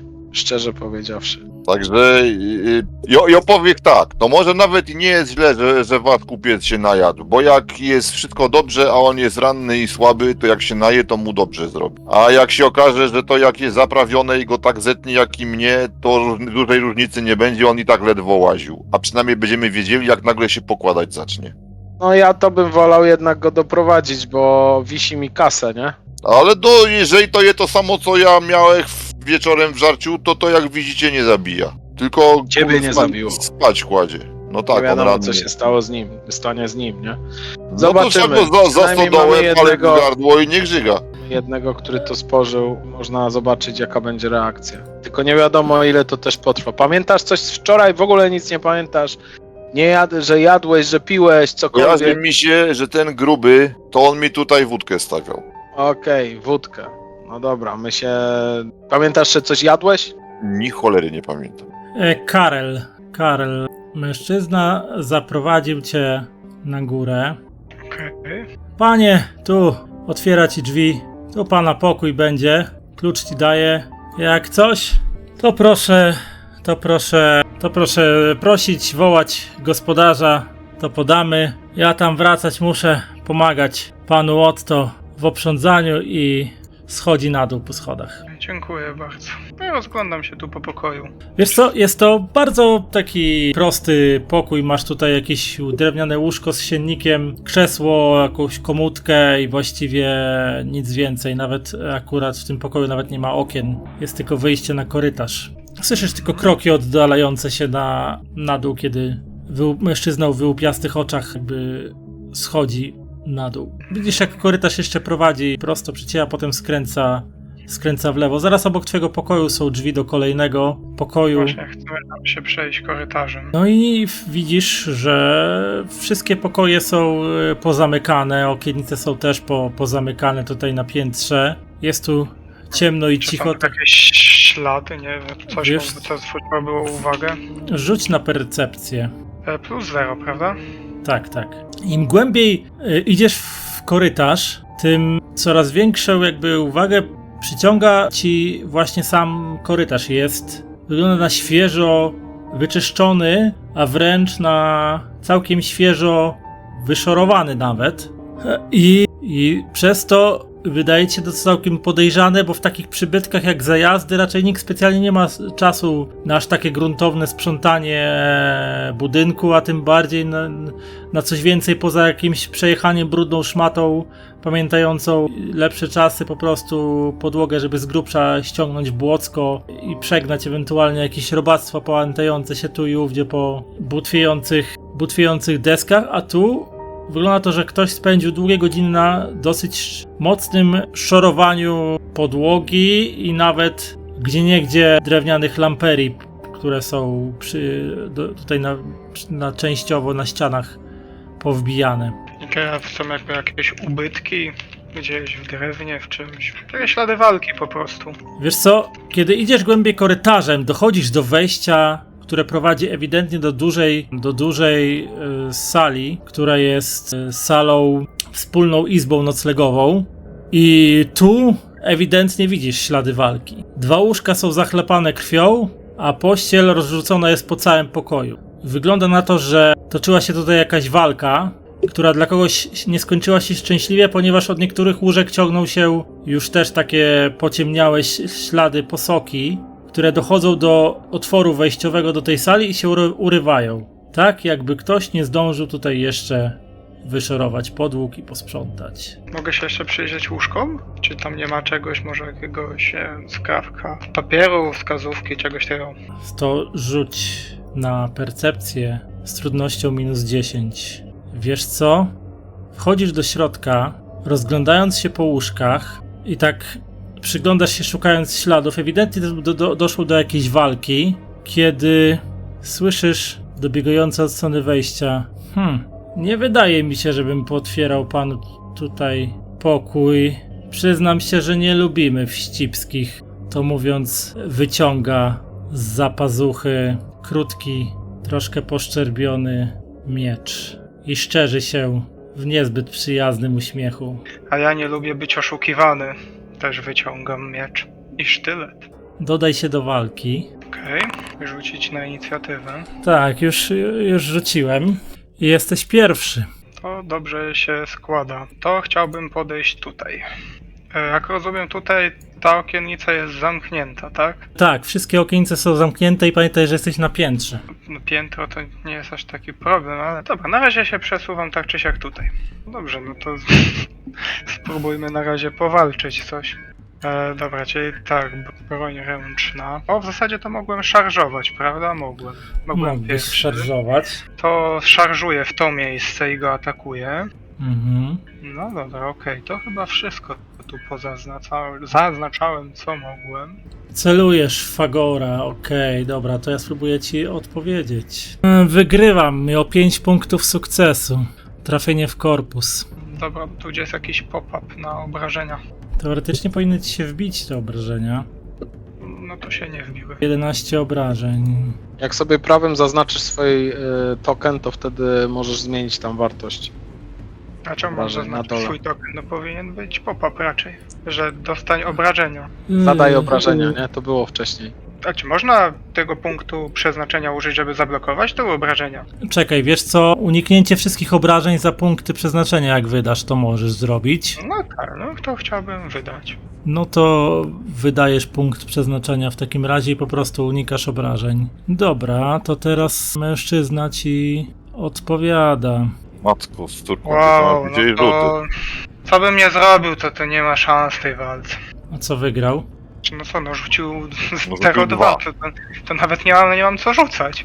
Nie no, jeszcze możesz rzucić też 2, a co? Nie, 3% no to szans. jasne, raczej. Albo możesz raczej. unikać, bo możesz bronić się, albo możesz unik, obronę, albo odpowiadać walką, tak? No to masz różne... A nie masz parowania? No, No to jest w zasadzie na walkę wręcz, to dla mnie to jest okan dupy parować. Ja mogę unikać, bo mam powiedzmy więcej zręczności niż walki wręcz. no to możesz próbować uniknąć tego. Kostki dzisiaj pokazują, rządzi. No nie. Jup, Trafienie no to ja leżę w zasadzie tam. Rzucę na trafienie krytyczne. 5. To jest grane. Okej, dostałeś trafienie w rękę za 1 dodatkowe, czyli już jesteś Okej. nieprzytomny, więc padasz na ziemię, nieprzytomny, po ciosie w rękę, który wytrąca ci sztylet, który miałeś, no i leżysz nieprzytomny. Wasz towarzysz został odprowadzony na górę, wy sobie rozmawiacie. Wraca człowiek o wyłupiastych oczach, podchodzi do kontuaru, bierze miotłę, którą miał postawioną w kącie pod kontuarem i mówi do swojego towarzysza, strażnika dróg: Panie Hans, ja pójdę dalej sprzątać. No jak mnie szef tutaj kazał, wychodzi i idzie gdzieś tam na zaplecze. Powiedz mi, kompletnie niczego na dole nie było słychać? To jest No podłoga, jak podłoga, a nie wiadomo co. Oni tam skakali, tupali, prali się, a w końcu ciało padło. Szarżowali. Zwłaszcza, że elf ma dobre uszy. Poproszę was o rzuty na percepcję z trudnością -20. Waleczka z inteligencji. Oj, ci mamy tendencyjne kostki, panowie. No mi się udało. No wiem. Właśnie, żuraw coś zhakował. No właśnie, żeby dla niego Na najlepiej. Nalun, przyglądasz się temu gulaszowi, który już prawie wystygł przed tobą i zdawało ci się, że na górze, gdzieś nad tobą usłyszałeś jakieś takie łup. Potem jeszcze takie 2 razy mniej, krótsze takie łup, potem cisza i chwilę później było słychać, jak schodzi po schodach ktoś i w pomieszczeniu pojawił się ten pan o wyłupiastych oczach i powiedział, że będzie sprzątał. A co wy tak, Wiecie co? a co wy tak nie jeta wszyscy? Głodni nie jesteście? Nie. Ja idę się rozejrzeć, czy mój towarzysz Karel się zapodział. Poszedł spać, powiedział mężczyzna o wyłupiastych oczach. Powiedział, że Poszedł spać, czy raczej żeś go zaciukał? Facet tak jeszcze bardziej oczy wybałuszył, jeżeli to jest tylko możliwe. Ale że ja? Jak zaciukał? Nie! Ale Moja z dziećmi. ja pokażę. Pan pójdzie ze mną. Ja pokażę, on śpi w swoim pokoju. Mhm. Wyglądał na zmęczonego. Jasne. A wy udajecie bandę zgrajnych przebieranców. O! Wypraszam sobie. Ja wstaję. Ja tu pracuję mówię, od więcej lat. Ja wstaję i przerywam, mówię, pan mnie pokaże. O, dobrze. Fagor, pokażesz panu pokój pana kolegi, a to i ja pójdę. O, tu widzę, padają jakieś oskarżenia, jakieś niedomówienia. To i pójdziemy, sprawdzimy, pokażemy. Okej, panowie przodem. Jako gospodarze. Idziecie na górę. Nie? Ten Hans też się udał? Tak, tak. W jakiej kolejności na tej wąskiej klatce schodowej wszyscy idą? No właśnie. No ja jestem ostatni, bo ja powiedziałem panowie przodem. Fagor pójdzie przodem, a ja dopilnuję wszystkiego. Powiedział Spokojnie, Hans. ja za panem. Jestem zbyt uprzejmy, żeby nie puścić pana. Ależ ja nalegam. Ja również. Nie, wy jako gospodarze powinniście przodem iść. Dobra, pierwsze pytanie, kto w ogóle na tą górę się wybiera? Ja w tym momencie ja idę. No ale ty to wiemy, Hans też wiemy, Fagor też wiemy, kto jeszcze? Ja Wszyscy, idę. łącznie z oberżystą? Konkretnie, Oberżysta, kto idzie na górę? Fagor i Hans idą na górę. I oberżysta zostaje na dole. Tak. Śmierdzi mi to towarzystwo. Ja tak zerkam porozumiewawczo na elfa, wiesz, nie mówiąc nic. Dobra, no rachunek, matematyka i te sprawy wygląda to tak, Teo pójdzie na górę sam, a ich w razie czego jest ze 2. Nie, To będzie. jeszcze ja Ty idę. idziesz też na górę. Okej, Też idę. dobra. Ale moje porozumiewawcze spojrzenie miało przekazać, przyjdź, ale za chwilę. Nie musisz iść od razu, żeby Okej. mieć przewagę Dobra. skoczenia. Co prawda, mówię ci oczami, co prawda nie będę za szybko, ale się postaram w miarę szybko. I się tak łapię za żebro, żebyś wiedział, o co chodzi. No i ja jednak nalegam, panie Hansie, żeby pan poszedł przodem, a ja ostatni. Prowadźcie panowie. Jesteśmy waszymi gośćmi. Dobra, to rzuć mi na perswazję prawdopodobnie. Znaczy, o tak, ty rzuć na perswazję, zrobimy rzut przeciwstawny, a ja rzucę... Perswazja. Na co ja rzucę? Na ogładę po prostu. Czekaj, bo nie mogę Bardzo- znaleźć perswazji. Mam bardzo dużo umiejętności, które jeszcze nie wykorzystamy. Nie zmienia faktu, że Gdzie dzisiaj... jest perswazja? W umiejętnościach nie ma? Właśnie nie No, mam. no powinna być. Chyba, że umiejętności zaawansowane masz. Nie, no nie mam ani Nie, tutaj, nie ma ani perswazji jako takiej. Nie ma perswazji? Jestem ma tutaj. Charyzma, może na charyzma, nie wiem. No to na albo- charyzmę, okej, dobra, na charyzmę. Wbiłem sztylet, bo mam nisko. Okej, jaki rzut? Po prostu. Będę miał 11, nie przejmuj się, więc będziesz miał dużo zabawy, jestem po twojej stronie. Czyli wymagający, tak? Mhm. Znaczy rzut jeden po prostu rzucasz. No nie. Ale ja to przerzucę szczęściem. A, zapomniałem o tym. Spróbuję. I powodzenia. Przerzucam to jeszcze raz. No i patrz, teraz pykło. Sukces, ale 18, czyli dalej masz gorzej niż on. Nie zgadzam się, panie Teodwinie. Może mi pan... Nie znam pana, nie wiem kim pan jest. Nie wygląda mi pan na człowieka godnego zaufania. Może mi pan kosę pod żebro wsadzić. Jednak pójdę na końcu. Ja pana również nie znam. Idziecie panowie ze mną we dwójkę. Czemu nie puścisz tutaj tego swojego poplecznika? Przecież jemu nic nie grozi i mnie nic nie grozi. Zaczynacie Czego się zachowywać, boisz? zaczynacie zachowywać się podejrzanie. Muszę tutaj dopilnować, żeby nie doszło tutaj do jakichś niespodziewanych zagrań z waszej strony. Musimy dotrwać, aż przybędzie patrol. Rozumiem. Ale czego patrol? Zwierzę ludzi czy imperialny? Ty jesteś głupi, Elfie, czy tylko tak udajesz? Nie. Próbuję was rozgryźć. To zamiast... Co to tak się naprawdę stało? Nie marnuj gulaszu, zatem tylko jedz i nie zastanawiaj się zbytnio, bo myślenie ci nie idzie. Idziemy czy nie? Bez spierdala imperialny. Jak my jesteśmy ustawieni w tym momencie? Ja siedzę przy stole, koło mnie siedzi na niebieskim, to jest co? To. Nalun. To ja jestem ja. Gdzie jest Hans, ten gospodarz jest za ladą, a gdzie jest Hans i ten Jurgo Okej, na schody. No oni tutaj na schody szli, nie? dobra. Czyli oni już tam są. Tak, A tak. w którą stronę są zwróceni? No do was na razie. Dobra, ja wstaję, idę, ale imituję po drodze upadek, potykam się o jeden ze stołków i przewracam się. W celu? W żadnym celu, na razie. Przewracam się. Reakcja. Czekaj, zobaczę co ty tam możesz rzucić. Występy. O. Masz nie za dużo. Okej. Tylko, Występy, tylko że... ale mam tylko, występy szydzenie, tak? To jest to. tylko, że nie wiem, czy tam możesz przestawić cechę, żebyś to było na zręczność. Czy tam na na zwinność? Zwinność. Nie wiem, jakbym miał to zrobić. Czekaj. Nie mam opcji przestawienia cechy. Nie ma? Czekaj. Ogłada możesz przestawić. Cechę wybierasz, zamiast ogłady weź zwinność. Okej, to po prostu mogę zrzucić na zwinność, tak? No, teoretycznie tak. Test zwinność. Jaki test? +0. O, ładnie. Okej, więc udaje ci się ten manewr zrobić. Faktycznie robisz kilka kroków i specjalnie, mimo tego, że nie wygląda tak, by było specjalnie, po prostu zahaczasz o stołek i wykładasz się na ziemi jak długi. Stało się panu co? Cholera jasna.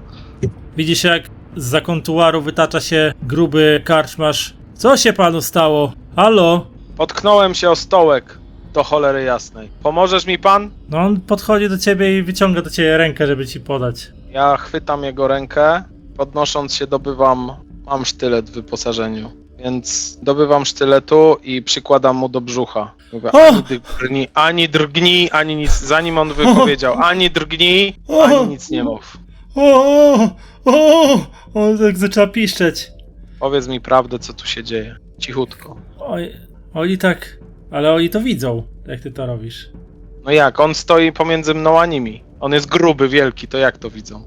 Po prostu widzą, że on mi pomógł, ale tak Pochyla naprawdę się nad zasłania... nimi, jego plecy zasłania- albo dupę widzą w zasadzie. Dobra, to Wypruję ci flaki. rzuć na zastraszanie. Znowu nie ma czegoś takiego, jak zastraszanie. Jakżeż nie ma. Sekundkę. Nie mam. Na samym końcu masz umiejętności. A, To- dobra, czekaj, okej, przepraszam. Tam się przewija. Nie przewinąłem. Jaki test? Zaskoczenie jest, tak? No, możesz zaskoczenie zrobić, +10 do rzutu masz dzięki temu. To modyfikatorem, tak? Ustawić Mhm. 10. Mhm. Okej. Ile Czekaj, masz punktów? Wydam punkt szczęścia, jeszcze jeden.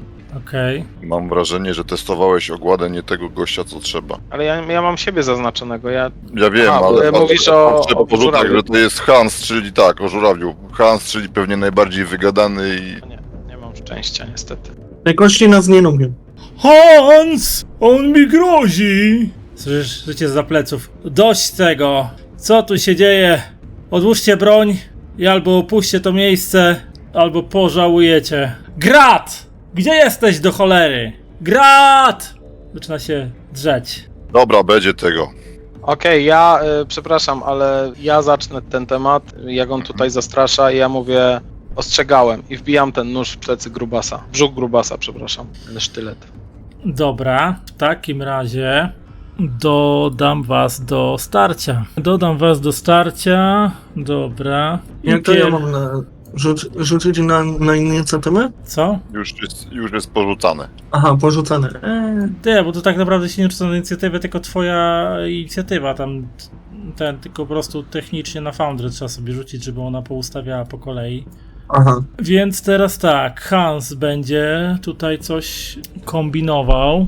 No dobrze, ale ze względu na to, że ja zacząłem tak naprawdę ten konflikt, to ja nie mam pierwszego ruchu, ponieważ ja wbiłem sztylet w brzuch grubasa. Poza Dobra, tą tylko jakby teraz kolejnością inicjatywy. tak, ustalmy sobie przewagi, jakie będą grupowe. Początkowa sytuacja. No i teraz te grupowe przewagi, zobaczymy jak to działa. Początkowa przewaga. Przewaga liczebna wojowników jednej strony jest więcej, ale nie dwakroć więcej. Was jest jednego więcej teoretycznie w tej chwili, tak? Bo ich jest 3, was jest 4. Tak. No tak. Czyli macie jedną na starcie przewagę za to. Przewaga 2:1, 3:1, tego aktualnie nie ma. Zaskoczenie, jedna strona zdołała zaatakować z Inacka, to jesteś ty, czyli dodatkowo 2 przewagi, to już macie 3. No to macie 3 przewagi w tej tyle. chwili na starcie. Oni mają 0, nie? Tak. A, gracze. A tutaj, aha, dobra, to już widzę. 3 przewagi są po stronie graczy. Przeciwnicy mają 0, to w karcie walki się ustala, dobra. Okej, zacznij walkę. Hans z bronią w ręku. Czekaj, bo jest... Ale w dalszym ciągu nie ma znaczenia to, że ja, że tak powiem, wbiłem ten sztylet, przepraszam, jako pierwszy. Zadałem mu jakieś obrażenia chyba, nie? To jest inicjacja walki. Dobra, pozwalam ci tego Otto zaatakować jako pierwszy. Walka, broń ręczna 3, ale tu mi ustawiło tą przewagę na 3 od razu. Ja chyba powinien mieć 0, nie? Bo to teraz się nie liczy do przewag indywidualnych, tylko jest przewaga grupowa, prawda? Ale to w rzutach na ten ci... Tak, bo ja sobie ustawiłem, tu jest tak, w walce masz przewagi drużynowe, ja sobie to zmieniłem na 3, więc prawdopodobnie dlatego. Jak sobie to zmienię z powrotem na 0, Czekaj, nie, bo... Teraz mam 0. Ale przewagi drużynowe się nie liczą do rzutu na atak, wiesz teraz? no dlatego Chyba- jak ustawisz na swojej karcie postaci, masz tą opcję przewagi drużynowe tam. Jak sobie tam zmienisz, to wtedy modyfikator się zmienia z automatu na przewaga taka jaka jest, nie? Więc po prostu ja nie mogę na karcie postaci sobie zmienić tego. Tak to Znaczy to na karcie postaci sobie tego nie zmieniaj, bo ja tu na karcie walki to zmieniam. No, spoko. Tylko jak rzut wykonasz, to tam masz w tych akcjach masz 3 przewagi w tej chwili, więc jak chcesz, możesz za 2 przewagi wykupić sobie plus 10 do ataku, a za 3 przewagi sobie możesz wykupić tam No wiem, ale na razie, dodatkowym wysiłku za łącznie plus 20 do tego ataku, nie? rozumiem, Od ale razu. czy ja mogę użyć szarży w tej sytuacji? Chyba nie za Nie, bardzo. bo musiałbyś się rozpędzić. No, Nie, dokładnie. musiałbyś się ruszyć, a ty stoisz w miejscu na razie takiego. Miejsce trafienia. To się ustala po trafieniu. Najpierw musisz po prostu rzucić, klikasz na swoją broń, jak go oznaczyłeś i... Tylko go chyba nie... nie, oznaczyłeś go, dobra. To czy ja będę parował, czy będę unikał? Zobaczę, jakie on ma statystyki. To ja będę próbował ci oddać w takim razie. Gruby i duży to będzie oddawał. Otto wygrywa przeciwko tobie, więc dostaniesz 5 obrażeń. Dobra. A czym on je zadał? Czym on te obrażenia zadał? Pięścią? Brzuchem. Usiadł na nim? Tak, No, rozpłaszczył go. on to zadał bronią swoją ręczną.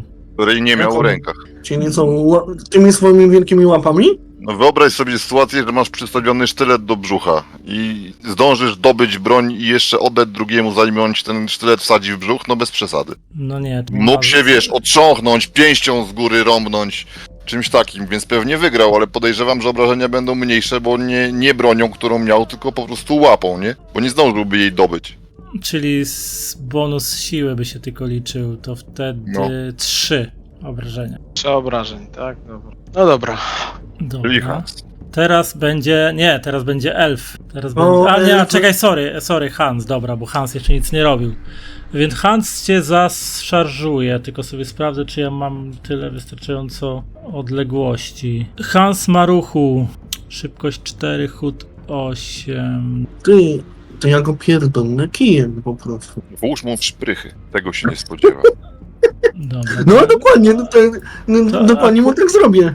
to akurat. Tylko nie wiem, czy Tu? tutaj jest tak zwany okazyjny. Nie ma, to nie dedeki. No właśnie. Ten Otto wygrał ten cios przeciwko tobie, więc wam spada, Przewaga. więc wam przewaga spada, tak? Przeciwnicy mają Ale jedno... czekaj, nam spada czy im rośnie? Bo to jest... Jak przegracie test przeciwstawny, to wam kasuje się przewaga. I teraz on cię zaatakuje. Twój najwyższy rzut dzisiaj. Dobra, no ja w takiej sytuacji robię... Tam masz na dole, masz ręczną. parowanie, obrona, albo oddawanie, albo unik. Tak, i wykorzystuję broń ręczną.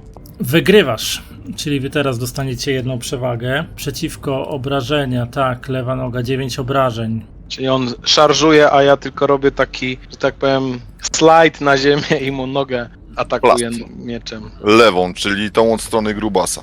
Tak. Czyli w tym momencie jest w zasięgu mojego kosturu, że tak powiem. Więc zablokowałeś cios strażnika dróg i teraz, kiedy sam oddałeś mu swoim mieczem, widzisz, że na kołnierzu blisko, pod swoją kurtką, na kołnierzu blisko szyi ma zaschniętą, brunatną plamę na koszuli, a nie wygląda na to, żeby był ranny w szyję wcześniej, więc ewidentnie ściągnął te ubranie pewnie z jakiegoś martwego strażnika dróg. Teraz jest elf. No to ja go będę tego Otto, czy tam Hansa, nie wiem, tego brodacza, próbował jebnąć kijem, prosto twarz.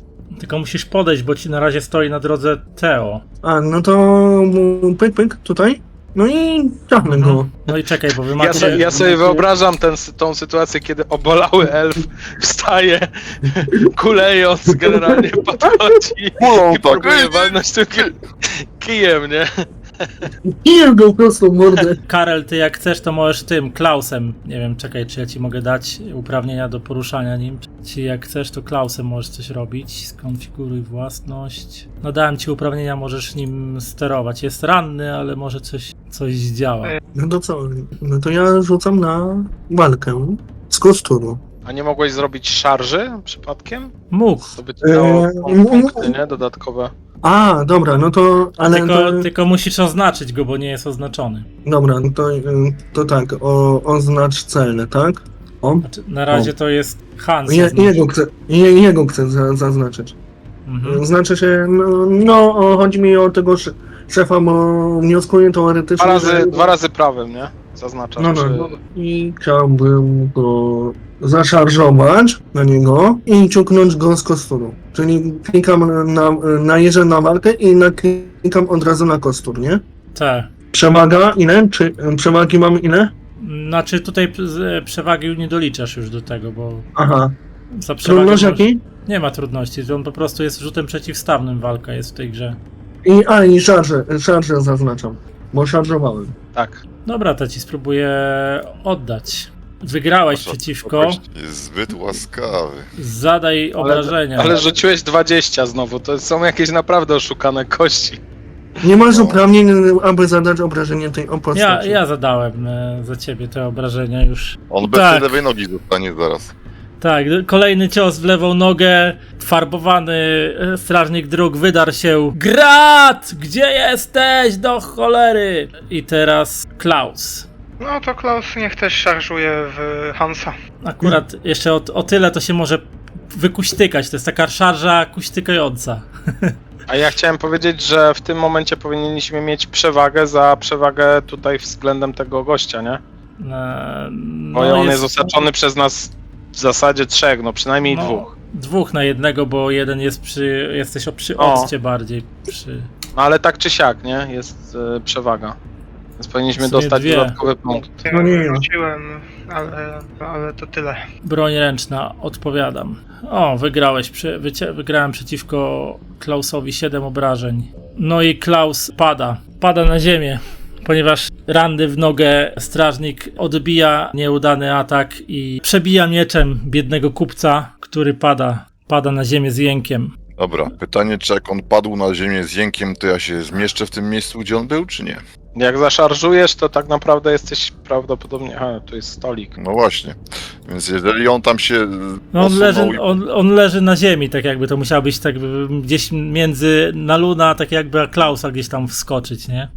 No to w tym momencie, że gdyby stał, to zapomnij, ale jeżeli leży, to jest w tym momencie wykonalne. To można spokojnie nad nim przeskoczyć, wbiec obok niego, czy cokolwiek, bo przy stojącym, to nie. To ja nie będę oryginalny, tego samego dżentelmena. I ciach. My tam jakieś przewagi w końcu mamy uzbierane, czy nie? Teraz już nie, bo został trafiony ten Klaus. Dobra.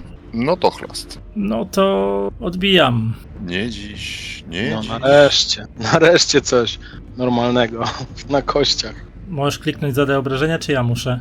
Nie, musisz ty. Ja nie mam uprawnień. Co ciekawe, ja mogę kliknąć też, zadaj obrażenia. Nie nadałeś wszystkim jakiś Nie, konkretny. jak klikam, to się nic nie dzieje. A poczekaj, to ja spróbuję, zanim odejmiesz, czy odjąłeś już?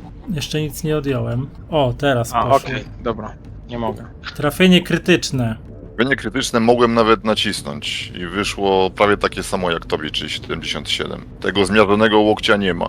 Tak, O, czyli to w sumie weszło mu obrażeń 14 i 4, 4, 18. 18 obrażeń. To jest grubo poniżej. Ja powinien paść na ten głupi ryj? Tak, czyli właściwie to go chyba likwidujesz w tym momencie. Sądząc po tym, że ma strzaskane ramię, to ewidentnie to było taki na odlew prosto martwy. i Ja Tak. tylko patrzę zrąbało się w Patrzę obojcu. w lewo i mówię, nareszcie ktoś, kto umie zadać cios. Macie za 3 na 1 przewagi, tylko dobra. 3 na 1 przewagi. To teraz zaszarżuje Fagor. Ja sobie tego gościa przesunę, żeby mi nie przeszkadzał. Zaszarżuje Fagor i zaszarżuje na elfa. Nie się wydupcy na ten głupi ryj po drodze. No właśnie, słuchaj, po drodze jest stołek, także przy szarży może zawsze się potknąć. Dobra, szarża. Musisz zareagować teraz. No to ja się będę bronił kosturem. Tam masz unik albo no to... Jakaś trudność, nie? Nie, tam musisz kliknąć na czacie, pojawił się, że Fagor celuje w Nalun i tam musisz wybrać opcję. Tak? Wygrałeś. Minus 10 kary dla Fagora będzie, bo dostaje broń, czyli jeszcze 6 obrażeń mu zadałeś. Po Czyli pysku go. Fagor rzucił się na ciebie ze swoim krótkim mieczem, ale ty po prostu zbiłeś kosturem, jeszcze pieprznąłeś go w Nadstawiłeś korpus. tak i on prosto od mostkiem. Tak, splot. Jeszcze bardziej Tak. zdziwiony jest teraz. Tak, jeszcze bardziej oczy to już prawie mu wyszły z orbit, kiedy to się stało. I teraz Otto Hans! I wyciąga z pazuchy też krótki miecz i zamachuje się na Teo. No w końcu elf pokazał, co potrafi. Zaczynają mieć normalne rzuty. No to ja kulturalnie, że tak powiem, używam broni ręcznej do odparcia ataku. Nie, tak nie będziemy się bawić. I tak wygrałeś. Tak, wygrałem? Tak, bo on miał faktycznie. gorzej. Okej. O 1 punkt sukcesu. Przy rzucie dodaje- 96, po prostu niemożliwe. Minus 3, tak, bo to czasami jak obaj przeciwnicy mają porażki, to wygrywa ten, który miał mniejszą po prostu. Ale on miał 80 chyba 9, tylko tutaj są jakieś modyfikatory chyba, które wchodzą. On ma krótszą broń i pewnie ma mniejsze współczynniki. Wygrałeś i lekko go dziabnąłeś gdzieś tam w ten w rękę, tak? Główną. Więc on wyciągnął tę broń i chciał się na ciebie zamierzyć, ale ty go tam dziabnąłeś sztychem miecza. On tylko zapiszczał Grat! Dobra. Porzucam. Co to jest ten grat? Chyba główny kierownik. Ale ma jakiś pęd. Bądźcie ostrożni. Dobra, i teraz jest kolejna runda. Hans wypadł z tej walki, to go usuń walczącego. Dobra, to teraz jest elf. No to ja, kurwa, tego pieprzniętego małego chcę ciągnąć jeszcze raz. Przepraszam bardzo, ja rozumiem, że jakby inicjatywa i te sprawy, ale ja nie miałem ruchu No masz. żadnego. No ale Ja to... miałem tylko ten początkowy, nie? No dobra, ale to masz jedną akcję na rundę, więc zaatakowałeś jako pierwszy przed swoją inicjatywą, więc tak jakby byłeś pierwszy w tej rundzie. Ale to potem co? To czekam jakby... Nie mam już inicjatywy w tej rundzie? W sensie... No nie, no masz jedną akcję taką główną na rundę i tak oddawałeś w atakach przeciwników im jeszcze tłukłeś ich. Okej, dobra, no spoko. To rozumiem. I akceptuję. No, Dobra, więc... no to ja Czekaj, bo- uderzę. No, Bo teraz to już macie ze 4 przewagi chyba, tak mi się No wydaje. chyba. Więc możesz sobie za nie coś kupić. Na przykład No to- masz za 4 przewagi masz tam dodatkową akcję, nie? No dodatkowa akcja jest dobra, ale dla kogoś, kto może rzeczywiście, wiesz, No. pierdzielnąć, nie? nie, to ja nie będę nic kupował, no to najwyżej pierdolę tego Z drugiej piasta strony jeszcze możemy bardziej. stracić tą przewagę zaraz, więc... No jak nie trafisz No, na przykład. Może wiesz, użyj... Walka wciąż mamy zero Słuchaj, wpisane. ja bym sugerował, bo tutaj było napisane w tym poradniku, żeby skonsultować to. Ja bym sugerował, żeby użyć jakiejś mniejszej przewagi, typu... Masz tam za dwie przewagi, masz było, plus nie? 10 do rzutu na przykład. O, dokładnie. Ale no Tam masz, okej, no to za dwie, tam masz, nie wiem.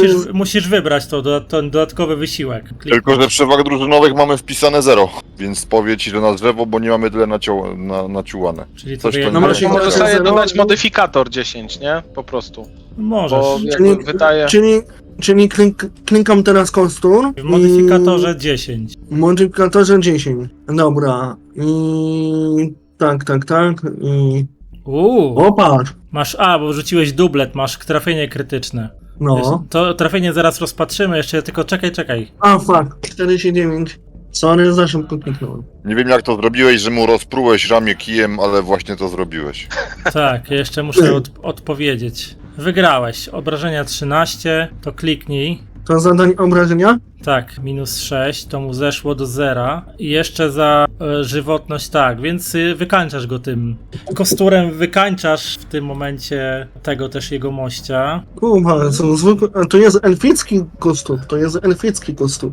Więc on jest też martwy. Bo I miał dodatkowo, alergię na niego. I dodatkowo macie już sobie dzięki temu 3 przewagi dalej. I za to, że już jest w tym momencie 3 na 1, to jeszcze dodatkowe 3 przewagi. Czy 2?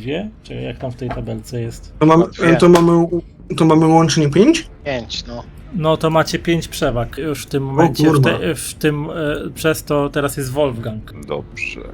No to No wykorzystaj dodatkową akcję, bo ty masz No. pilotowanie. nam tylko ten gruby. Możesz go zaszarżować na przykład i I dodatkowo... 2 razy uderzyć. Nie? Tak, tylko tak. Jak próbuję kupić dodatkową akcję, to mówi, że nie mamy tyle przewag, bo w przewagach drużynowych mamy wciąż wpisane 0. Ale to po prostu wiesz, to możesz po prostu wykonać tą akcję, nie? Chyba Tak, tak.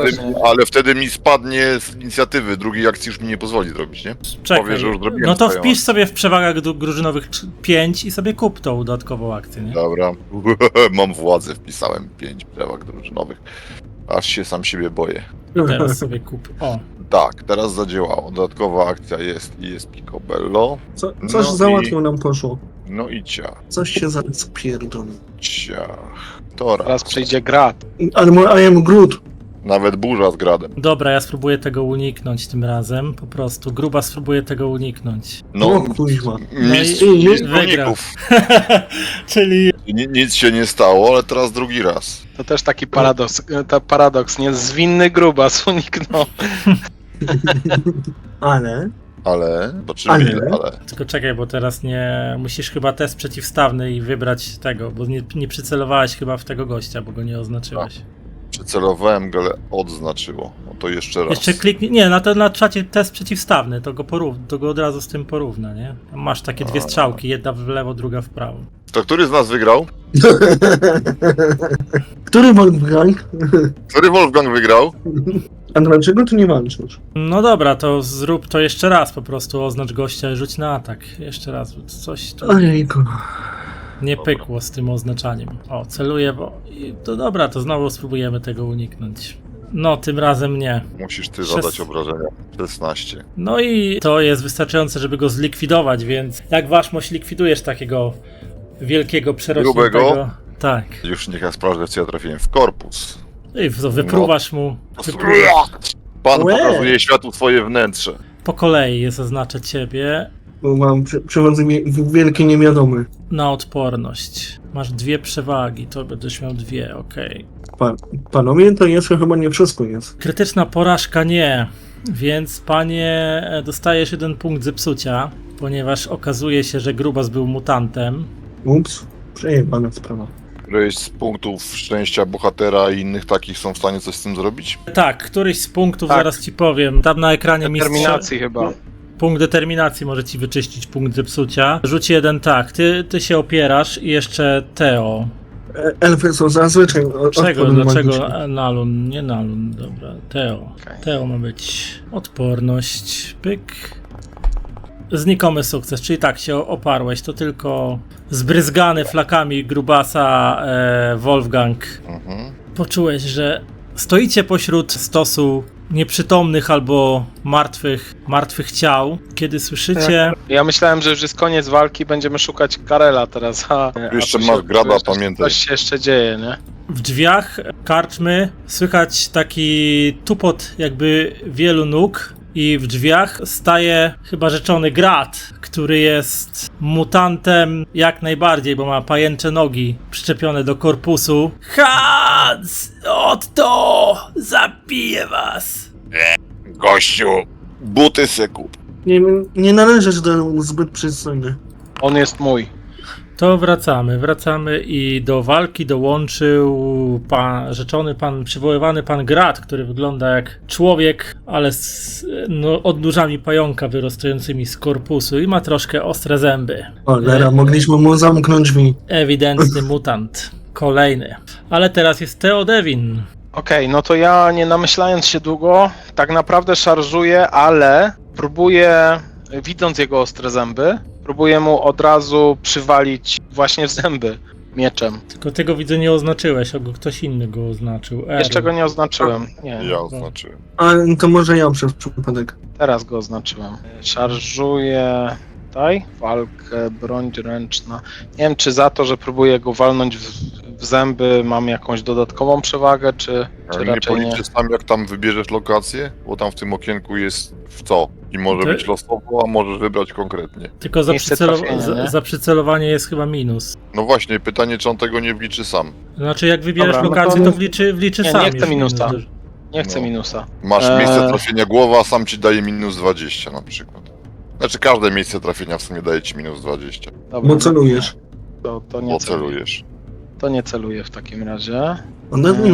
Odetnij mu łeb i tyle. My mamy jeden przewagi, tak? Dobra, to ja go nie wykorzystuję, tylko rzucam. Jak ci wyjdzie, że go trafiłeś w lewą nogę, to on zapyta złośliwie, w którą. Główna ręka. Dobra, spróbuję ci oddać w takim razie. Ojej, jak na Oj. A w które ramię prawe? Minus 10, no już niewiele. Tak mu przywaliłeś, że i to w prawą rękę, że tylko zaskrzeczał głośnym takim skrzekiem, który rozniósł się dosyć mocnym dźwiękiem po karczmie i okolicach, trochę raniąc wasze uszy. I teraz Grat we własnej osobie. Grat we własnej osobie będzie próbował ci oddać. Ty masz 2 przewagi, wy macie 2 przewagi. Problem z tym, że jak sobie dopiszę, to wtedy przy próbie walki one mi się wyświetlają też, wiesz, przy ataku, nie? Coś mu się stało. Dobra, minus 5. No ja próbuję jakby sparować ten cios i zadać mu od razu, tak powiem, obrażenia. Pech! Jeszcze musisz Oj, oj, rzucić oj. na pech. A nie mogę tego przerzucić? Jeśli wydasz punkt szczęścia, jeśli masz tam za To szczęście. wydam, jeszcze mam jeden punkt szczęścia. I w takim razie jak mam przerzucić? Bo już nie mam opcji, wiesz. prawym przyciskiem przerzuć. Dobra, widzę, mam. Użyto punktów szczęścia. Teraz masz 0. Tak mi to nie dużo. Ale nie masz Wygrał. pecha przynajmniej, bo nie jest do rymu. Nie masz pecha No. i czekaj, zadałeś mu obrażenia? Tak, ale go nie oznaczyłeś. Ale i tak go, w tym momencie i tak go zabijasz, bo pierwszym ciosem go tam nieźle poharatałeś. Trafiłeś słaby? mu w rękę, więc tak. Myślałem, że przyjdzie jakiś kozak. Odrąbujesz mu rękę w tym momencie. Miał być koza, Poczekaj, przyszła koza. poczekaj, załatwiłeś innego, przyjdzie minion. Wiesz, to jest ten mutant, więc on miał serce w ręce, więc odciąłem mu rękę ale i skinął. jeszcze teraz ja ciebie oznaczę spaczeniem. Szybko poszło ta walka. Za szybko. Źródła spaczenia pomniejszej. Krytyczna porażka. Mam tutaj coś takiego jak opór, nie wiem. Teraz musisz kliknąć na opór. Tak, Zdumiewająca idealnie, opcja. więc posoka, która bryznęła z odciętej ręki plugawego mutanta, obryzgała twój miecz i ręce, które go dzierżyły, ale przysiągnięta plugastwem nie sprawiła, że esencja chaosu spłynęła na ciebie i Ja tylko tak czuwa staję nad na tym, tobą. jego nogi się rozjechały od razu w dół, Tak. nie? On padł, Tak, ja tylko tak staję nad nim, hatfu na niego, nie? hatfu, tak. I teraz I już... chowam miecz. Teraz już tak, mogę zakończyć walkę i macie 100 trupów nieprzytomnego albo martwego, ciężko powiedzieć, kupca i ciągle nie ma z wami Karela, którego gdzieś został na górze i w sumie nie wiadomo co z nim. Idę sprawdzić, że... Ja od razu mówię, Wolfgangu, idź zobacz bo ja zakładam, że Nalun jest cały czas jakby mało ruchliwy ze względu na jego stan. Tak, lecę na górę. Wolfgangu, biegnij zobaczyć, co się stało z Karelem i podbiegam do Klausa, żeby ocenić jego stan. Pomogę ci w miarę opatrzyć. Chociaż nie znaczy, to jest za dobrze na tym. Jaki jest stan Klausa? To jest pytanie. W końcu to nasz szef. Jaki jest stan tam nie dbam o Klaus? to, że jest krzew, ale on ma mi zapłacić, nie? Więc jakby... Jaki jest stan Klausa? Dobra, Klaus leżał gdzieś tu. Na co rzucić, żeby zobaczyć? Chyba na percepcję po prostu. Okej, percepcja. Wymagający, tak? Czyli plus Tak, zero? plus 0 po prostu. Percepcja. Widzę, a po co mi widzenie w ciemności? Wiesz co, Żeby Teo, widział, no starasz się odnaleźć, jakby wyszukujesz pulsu, albo jesteś zbyt podekscytowany, ale nie jesteś w stanie wyczuć pulsu w ciele leżącego Klausa. Za to elf, opierając się na kosturze, przyklęka przy Klausie, sprawnym ruchem przytyka mu palce do szyi, tam gdzie powinien mieć tętnicę, i wyczuwasz taki ledwo, ale to ledwo wyczuwalny puls. Mężczyzna trzyma się życia jakimiś ostatkami po prostu sił. Próbuję go jakoś ustabilizować. To A pomóż masz mi. jakieś Mamy jeszcze mikstury leczenia? Właśnie. Powinniśmy mieć w wozie. Ja pobiegnę po mikstury leczenia. Bo zobacz na morze, co mamy. Dobra, biegnę. Chyba jedna została już z mikstur. No, na pewno Ja coś tam- zostało, bo nie wykorzystaliśmy wszystkich, ale nie pamiętam ile. Chyba została jedna Bo- tylko. Bo czarami chyba nie mogę nic go pomóc. Nie masz chyba, na prostej magii chyba jeszcze nie ma żadnych czarów leczących. Zresztą musiałbyś... Dobra, ja pobiegłem do wozu, znalazłem tą miksturę, zakładam, nie? Bo jakby wiedziałem wcześniej już, gdzie one są, ze względu na to, że się leczyliśmy. No i wracam, nie? Wracacie. Próbuję wrócić, bo Wolfgang biegnie na górę. Dobra, teraz poszukam informacji, jak działa mikstura leczenia. Mikstura lecznicza, okej. Jeśli bohater ma więcej niż 0 żywotności, natychmiast leczy tyle jej punktów, ile wynosi jego bonus z wytrzymałości. Dawkowanie 1, dawka na spotkanie. A jak nie ma? A jak ma 0, użyj mikstury leczniczej. Dobra, jak ma 0, to uznajmy, że dostanie 1 punkt żywotności, że go po prostu dostanie 1. Że będzie nieprzytomny, ale stabilny. Podanie mu tej mikstury leczniczej. No i dobre. Dobra, mamy go stabilnie, ja idę przeszukać tutaj kuchnię, może znajdę Dobra. jakieś inne mikstury leczenia. Żebyś nie wdepnął jakieś gówno następne. No, postaram się. Chociaż gówno nie jest.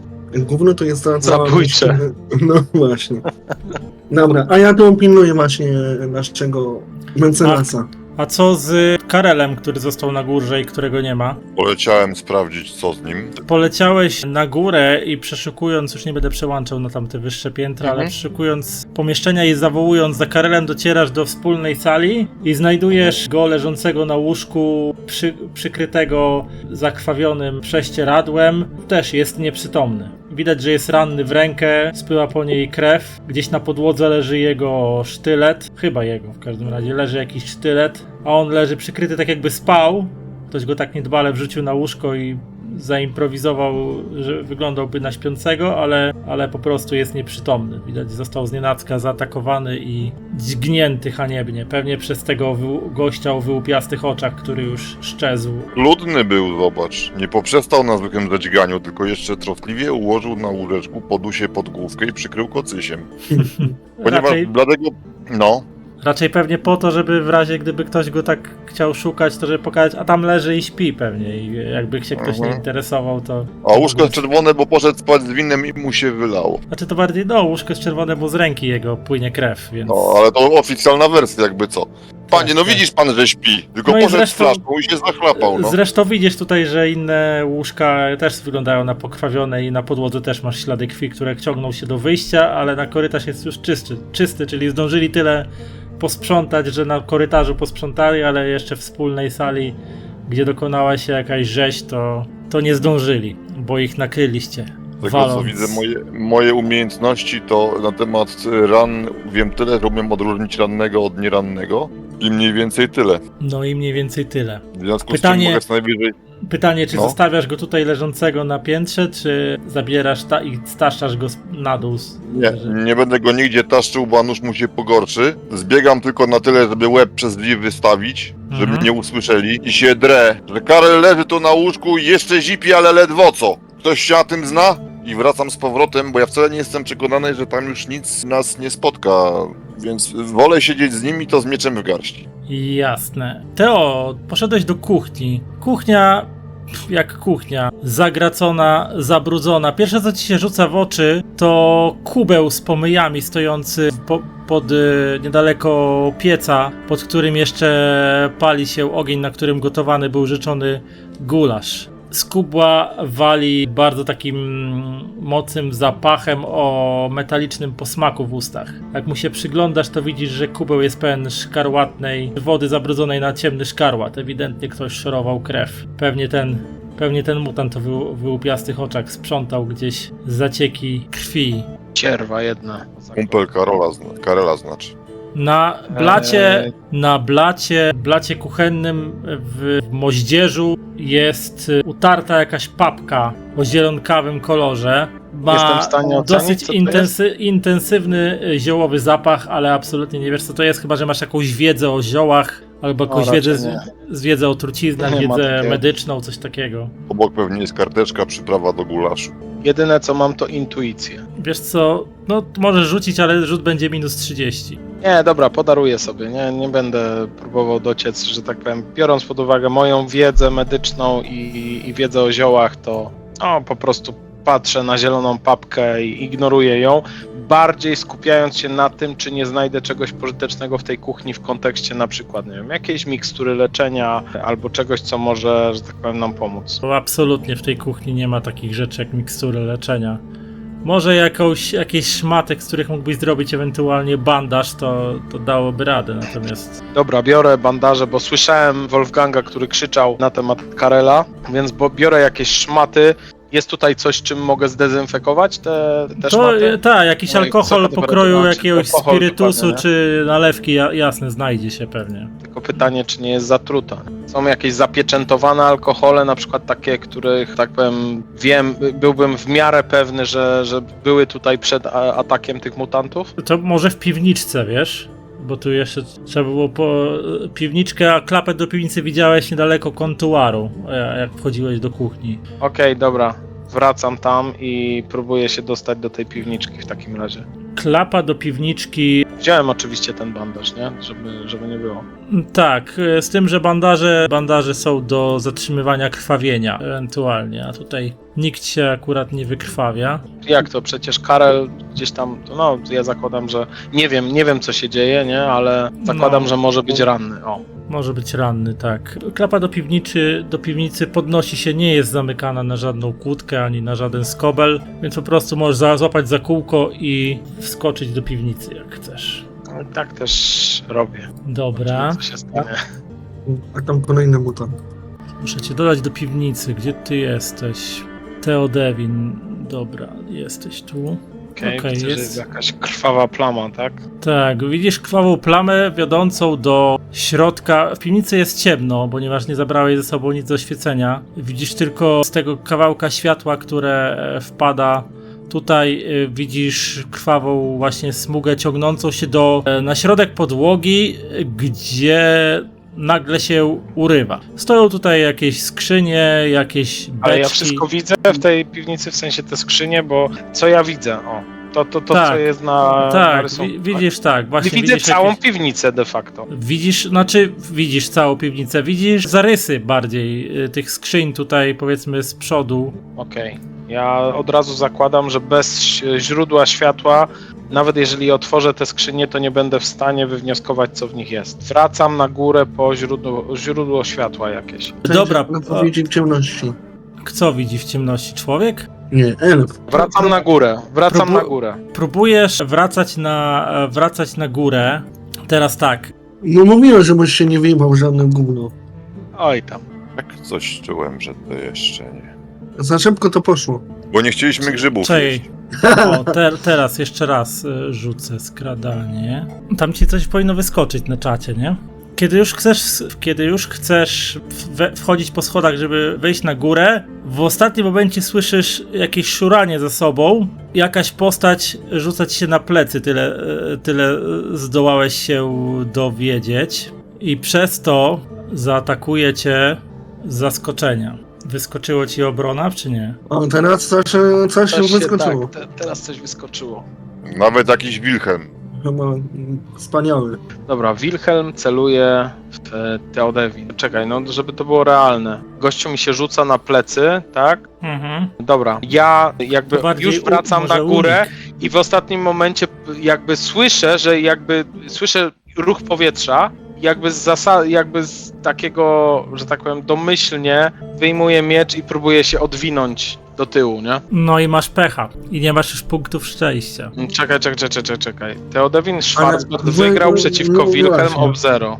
To jak mam? No mam Tak, pecha. no masz pecha, ale musisz rzucić na tabelę pecha jeszcze. Kliknąć Kliknij to tego czerwone pecha, z tak? napisem pech. No, to pasuje, nie? Potykasz się. Potykam się, czyli generalnie odwijam się, ale w tym momencie zahaczam nogą o jeden ze schodów, na których już jestem i przewracam się. Mhm. Znaczy przewracam się, potykam się tak naprawdę, bo to nie jest jakby powalenie, nie? Czyli postać się potyka, a on dostaje obrażenia w takim razie mi wychodzi. Nie się rozwali.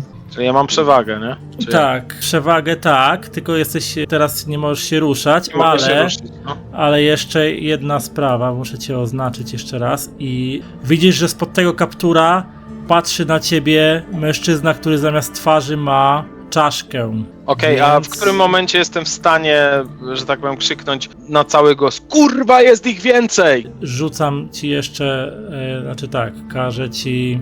Ojebany. Co oznacza strach? Właśnie się przeciwstawiłeś temu czemuś psychicznie. Musisz wrzucić test opanowania plus 0. Wydłużony test strachu, rzuć 12, ale to tak, udało ci się. Udało, bo ja nie mam żadnej opcji, żeby rzucić teraz. Tak, wymaga, jeśli się nie powiedzie, postać otrzymuje 1 poziom paniki, więc nie panikujesz, ale widzisz, Moje nerwy są ze stali.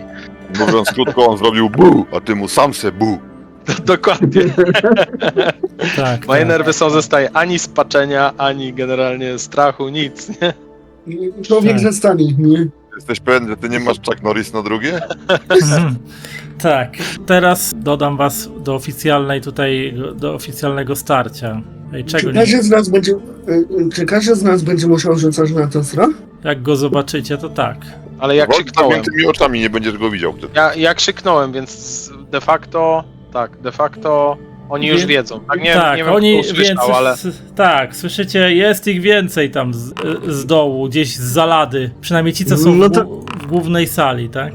Właśnie, No to ja mogę nie słyszeć. puszczę to. Skoro nie było słychać zażynania Karela, to twojego krzyku też nie słychać. Nikt nie usłyszy twojego krzyku. Czyli jesteś w kosmosie. I Tak. panowie, bo chyba się szykuje kolejna zabawa. Theodewin, przez jedną rundę jesteś z nim sam na sam. no tak, ale jakby nie mam ruchu w tej rundzie, nie? Ale atakować możesz, nie? Tylko nie możesz się ruszać, w sensie, że nie możesz się przemieścić. Okej, dobra, no to spoko. Myślałem, że Masz, to znaczy, że nie mam... masz jedną przewagę za to, że go trafiłeś w poprzedniej. Dobrze. Sztuczka. Jako przewaga. Siła, ja mam słabą siłę. Nie, dobra, nie używam nic. Po prostu wykonuję atak. Mam tutaj coś takiego jak bonus punktów szczęścia -1. Bo nie masz punktu szczęścia? To dlatego, że nie mam 0, to mam -1 bonusu? Ja nie wiem, co z tymi rzutami jest po prostu. Broń ręczna, dobra, odpowiedź. 9 obrażeń dostaniesz, bo wygrał z Okej, tobą. dobra, spoko. No to ja użyję punktu bohatera, żeby się, że tak powiem, żeby nie dostać obrażeń. Czekaj, a punkt bohatera daje ci możliwość uniknięcia obrażeń? Chyba nie. Tak. Punkt bohatera, uparcie się wylosowanej mutacji albo ustalenie wyniku na kościach, czyli możesz po prostu ustalić konkretny wynik na kościach, jak wydasz ten punkt. Bo coś czyli- mi daje możliwość uniknięcia obrażeń, po prostu. To tylko punkt przeznaczenia, jakbyś wydał, to tak. Zmień na test punkt przeznaczenia, jak wydasz, to wtedy obrażenia ci nie wchodzą. Dobra, no to wydaję punkt przeznaczenia. Cyk. Okej, czyli jakimś cudem w ostatniej chwili osłaniasz się trzymanym w ręku albo wyszarpniętym z pochwy mieczem i cios przeciwnika nie dosięga celu. I teraz jesteś ty, a właściwie to byłeś ty. No to byłem ja, tak. To teraz on do ciebie będzie Ja... 0,7. Będzie ciężkie do przebicia. Kogoś to nam tam dał temu duchu. Nie widziałeś szkieletor władca kostek? Spokojnie, mam jeszcze punkty. Poczekaj, jak ja go przywalę z kostura. Ja sobie wydam punkt bohatera, bo mam dużo punktów bohatera, ale najpierw spróbuję... Jak wydaje się punkt bohatera, to najlepiej ustawiać dublety, bo wtedy masz trafienia krytyczne. Tak, 11, nie? Bo wtedy mam trafienie krytyczne 11, nie? Mhm. Tylko chyba 11 i tak przegra z nim. Nie, to są tylko 3. Pamiętaj, to jest przeciwstawny, on ma tylko 3. Ale jeżeli wydaje punkt bohatera, to zawsze wygrywam o 1 punkt szczęścia. Przynajmniej. Tak jest napisane. Masz tą opcję, nie zawiodę. Zamiast rzucać kośćmi w trakcie tekstu, gracz wybiera rezultat, dzięki czemu może odnieść sukces nawet w najbardziej skrajnych okolicznościach. W teście przeciwstawnym postać zawsze wygrywa przewagą co najmniej 1 punktu szczęścia. Jeżeli efektem jest zadanie rany krytycznej, postać wybiera miejsce trafienia, czyli generalnie wybierając 11 mam od razu trafienie, mam od razu fuksa, nie? Ale najpierw spróbuję odeprzeć ten atak, nie? Próbuję go uniknąć.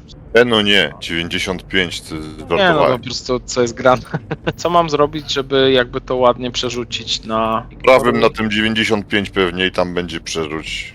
Dobi, tam jest- faktu... Aha, tylko ty już nie masz punktów szczęścia, dobra. Nie, bo ja nie chcę przerzucać, ja chcę użyć punktu bohatera, żeby jakby ustawić sobie wynik kości, nie? No to po prostu musisz usunąć punkt bohatera i No. rzucamy 11. 11 to jest trafienie w co? Tabela trafień. W co jest 11? Tylko za ile obrażeń, nie? To jest pytanie. No to wtedy różnica w poziomach. On ma... On miał 3.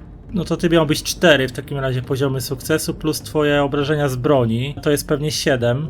Czyli miałbyś 11 obrażeń minus jego pancerz, czyli dzieje 8. 8 obrażeń byś mu zadawał, to jest raz. I 2, rzut na trafienie na tabelę Rzut K100, tak? Rzut K100 na tabelę trafień krytycznych. 50. Critical Wounds, tylko właśnie pytanie w co?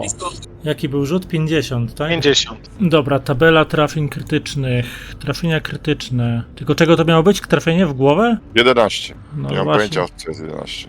11 to jest 11, bo to jak się odwrotność tego, ale lokalizacja trafień. To jest chyba korpus. To korpus, Tak mi się wydaje. nierówne cięcie to by było. O, poważna rana klatki piersiowej też może być. Czyli łącznie dostaje 8 obrażeń, minus 8, co i tak go już likwiduje.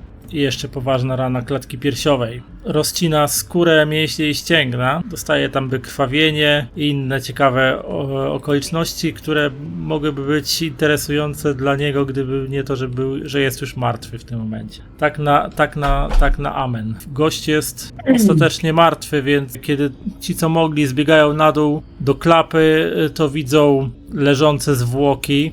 Efekty Pytanie, czy spaczenia. ja mogę rzucić na intuicję, na wykrywanie magii, czy tutaj została użyta magia dar albo nekromancja jakaś? W sensie, no, nekromancja albo jak to się nazywa? To drugie. Nie spaczenie, tylko magia zwierzę ludzi. No ogólnie jest magiczne rzeczy tutaj chcę sprawdzić przy tych zwłokach. To musiałbyś na zmysł magii. Chcemy, żeby Boże, Everam no musi- rzucił na opieranie się spaczeniu. Tylko, że na razie ma problem, sprzęt mu się opiera. Dobra, to ja rzucę za niego. Krytyczna porażka. O nie, Nie wiem, co się stało po trafieniu krytycznym. No zabiłeś go po prostu, bo było na tyle dużo A. obrażeń plus trafienie krytyczne, że go rozchlastałeś, tylko teraz jeszcze raz rzucisz na spaczenie. Patrzenie, tak? Okej. Tamten punkt zepsucia ci cofnę jak coś. Kam opór i nic się nie dzieje. Przeładuję foundry, musisz chyba jeszcze raz. Okej, sukces, więc dobra, czekaj, tamten punkt zepsucia, czy ja to miałeś, efekty? Ja jestem zbyt silny psychicznie. Ty jesteś z miasta. Dokładnie. w końcu jest z Aldorfu, nie?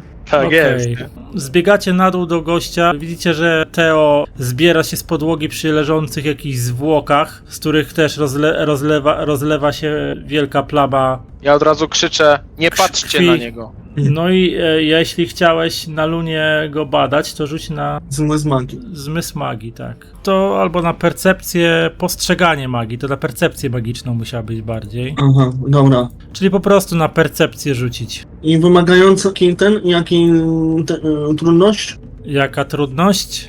0 trudność. Wow. O, właśnie, percepcja. Wiesz co, jesteś absolutnie przekonany, że truchło, które leży u waszych stóp, było człowiekiem, jedynie mutantem, więc po prostu tak objawiła się jego mutacja i spaczenie fizyczne, którego dotknęło po oddaniu się chaosowi. Natomiast fajnie, że Everam kliknąłeś sobie tą wróżbę tą.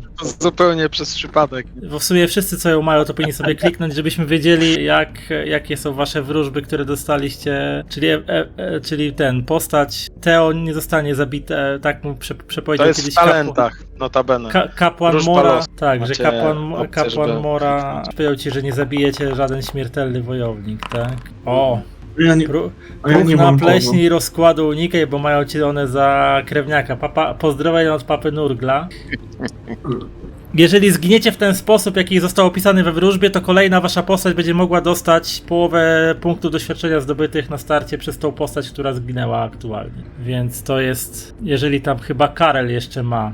Chyba Karel ma jeszcze wróżbę też ponurą, bo to jako chyba ludzie się dostaje z automatu. Walka się już kończy w tym momencie i zostajecie w piwnicy z truchłem kolejnego mutanta, ale większej ilości ich tutaj nie widać. A jeśli to chodź na górę, weźmiemy stąd wszystkich i podpalimy to wszystko.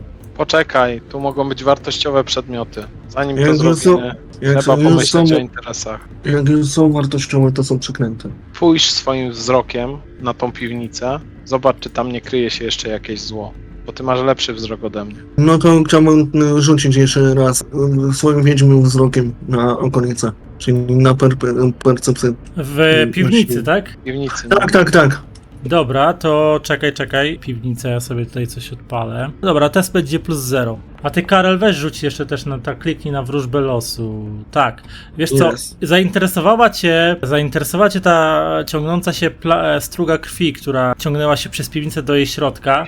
Robisz kilka kroków, żeby przyjrzeć się bliżej tej sprawie i twój elfi wzrok dostrzega, że jedna z płyt podłogi w piwnicy ewidentnie jest taka luźniejsza i nie ma w sobie jakby zaprawy, która spajałaby ją z resztą płyt podłogowych, co by sugerowało, że albo coś zostało pod nią ukryte, albo jest to po prostu jakaś kolejna klapa wiodąca gdzieś jeszcze niżej. Teo, chyba miałeś dobry motyw, żeby tutaj jeszcze sprawdzić. Podchodzę Co się tutaj. stało? Chodź, pomożesz mi, bo ja jestem lekko. Poczekaj chwilkę. Jest nas tutaj tylko dwóch. Ja przed chwilą mierzyłem się z dosyć mocnym mutantem mimo wszystko. Zawołajmy Wolfganga przynajmniej. No to Sprawdźmy, co się dzieje z nim i wróćmy tutaj, żeby to sprawdzić, bo jeżeli tu będziemy mieli jakąś większą przeprawę, jeżeli tam kryje się kolejny jakiś przeciwnik, to lepiej jest to ogarnąć wspólnie, a nie samemu. Ja tutaj się musiałem przed chwilą mierzyć samemu. rozumiem. Jak chcesz, to Więc- zaczekaj, bo wiem, że jesteś trochę obolały. Jak chcesz, to zaczekaj, ja pójdę po niego. Dobrze, no to tak zrobimy. Tylko odsunę się najpierw od tej knapy, bo nie wiadomo, czy mi jakaś... No, albo cofnij się, że tak powiem, do tego zakontuar lady, nie? Tak. No to tak robimy. Że ja za kontuar idę, a Teo idzie po Wolfganga. No, Wolfgang tam chyba miał zbiec, a nie, bo on Nie. siedział na górze z tym. Siedzę na górze i czekam, aż ktoś przyjdzie w temacie rannego Karela. No i nikt nie przychodzi. Przez dosyć długo. Nikt nie przychodzi.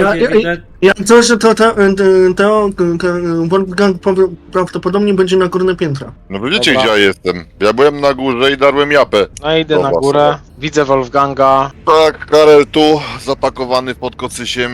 Ja ci nie pomogę medycznie. Przykro mi. Chciał być bohaterem. Ostatnio uciekał, mu się nic nie stało, teraz chciał być bohaterem i nie wyszło. Zimno. On w ogóle jest przytomny? Cokolwiek? Jest Nie. nieprzytomny, ale stabilny. W sensie, że nie jest martwy, tak. Okej. No, ale stabilnie. Oceńmy sytuację. Możemy go znieść na dół razem jakoś delikatnie, ostrożnie. Może z łóżkiem, chodź, bo ty jesteś silny. No właśnie, możemy go razem z Wyrem. No, to dawaj. Schodzicie na dół. No, Słuchaj, Wolfi, tam na dole jeszcze coś jest. Przed chwilą zabiłem jakiegoś potężnego mutanta. Już ledwo żyje, naprawdę, a tam jest jeszcze jakaś kolejna klapa. Może to jest Jo. bzdura. Jasna sprawa. Ale lepiej razem, Idę nie? pierwszy, a wy ubezpieczajcie. To chodźmy. No to ciach. A jak jest ciemno na dole, na wszelki wypadek, ja mam w skrzynce swojej w Diligence latarnię sztormową, mogę spokojnie zapalić światło, nie będziemy się musieli rozglądać, jak no coś nas wyskoczy w ciemności, to będziemy leżeć i kwiczeć. Czyli rozumiem, że we trzech, Theo, Wolfgang oraz mistrz kostura Dalun Adin, będziecie udawali się do kierunku tajemniczej klapy w podłodze piwnicy, tak? Tak. Tak jest. No i myślę, że w tym miejscu skończymy dzisiejszą sesję, bo już jest parę minut po 23, mamy 4 godziny na liczniku. Biedny ale- Karel, bo generalnie Ojej, Biedny zostawiliśmy Karel. go. Biedny Karel, no Paskę niestety, losu, nie? niestety walka wręcz nie była jego mocną stroną. Czekaj, pamięta ktoś, czy na ostatniej sesji dawałem jakieś punkty doświadczenia? Chyba nie. Czy dawałem? Dawałeś. Dawałeś. No to mogę wam dać po 100 punktów doświadczenia. Dobra, 150 nawet. O kurde, Szaleństwo. ale jaja. Dziękuję wam za udział w dzisiejszej sesji. Widzom też dziękuję za udział. I do zobaczyska na kolejnych papatki. Żegnamy, cześć, cześć. Cześć. Cześć. Jeżeli spodobało ci się, drogi słuchaczu, to co robię, zapraszam do odwiedzenia swoich mediów społecznościowych: YouTube, Facebook, Twitch, Instagram. Wszędzie znajdziecie mnie wpisując w wyszukiwarce żuraw.pl. Linki w opisie każdego odcinka.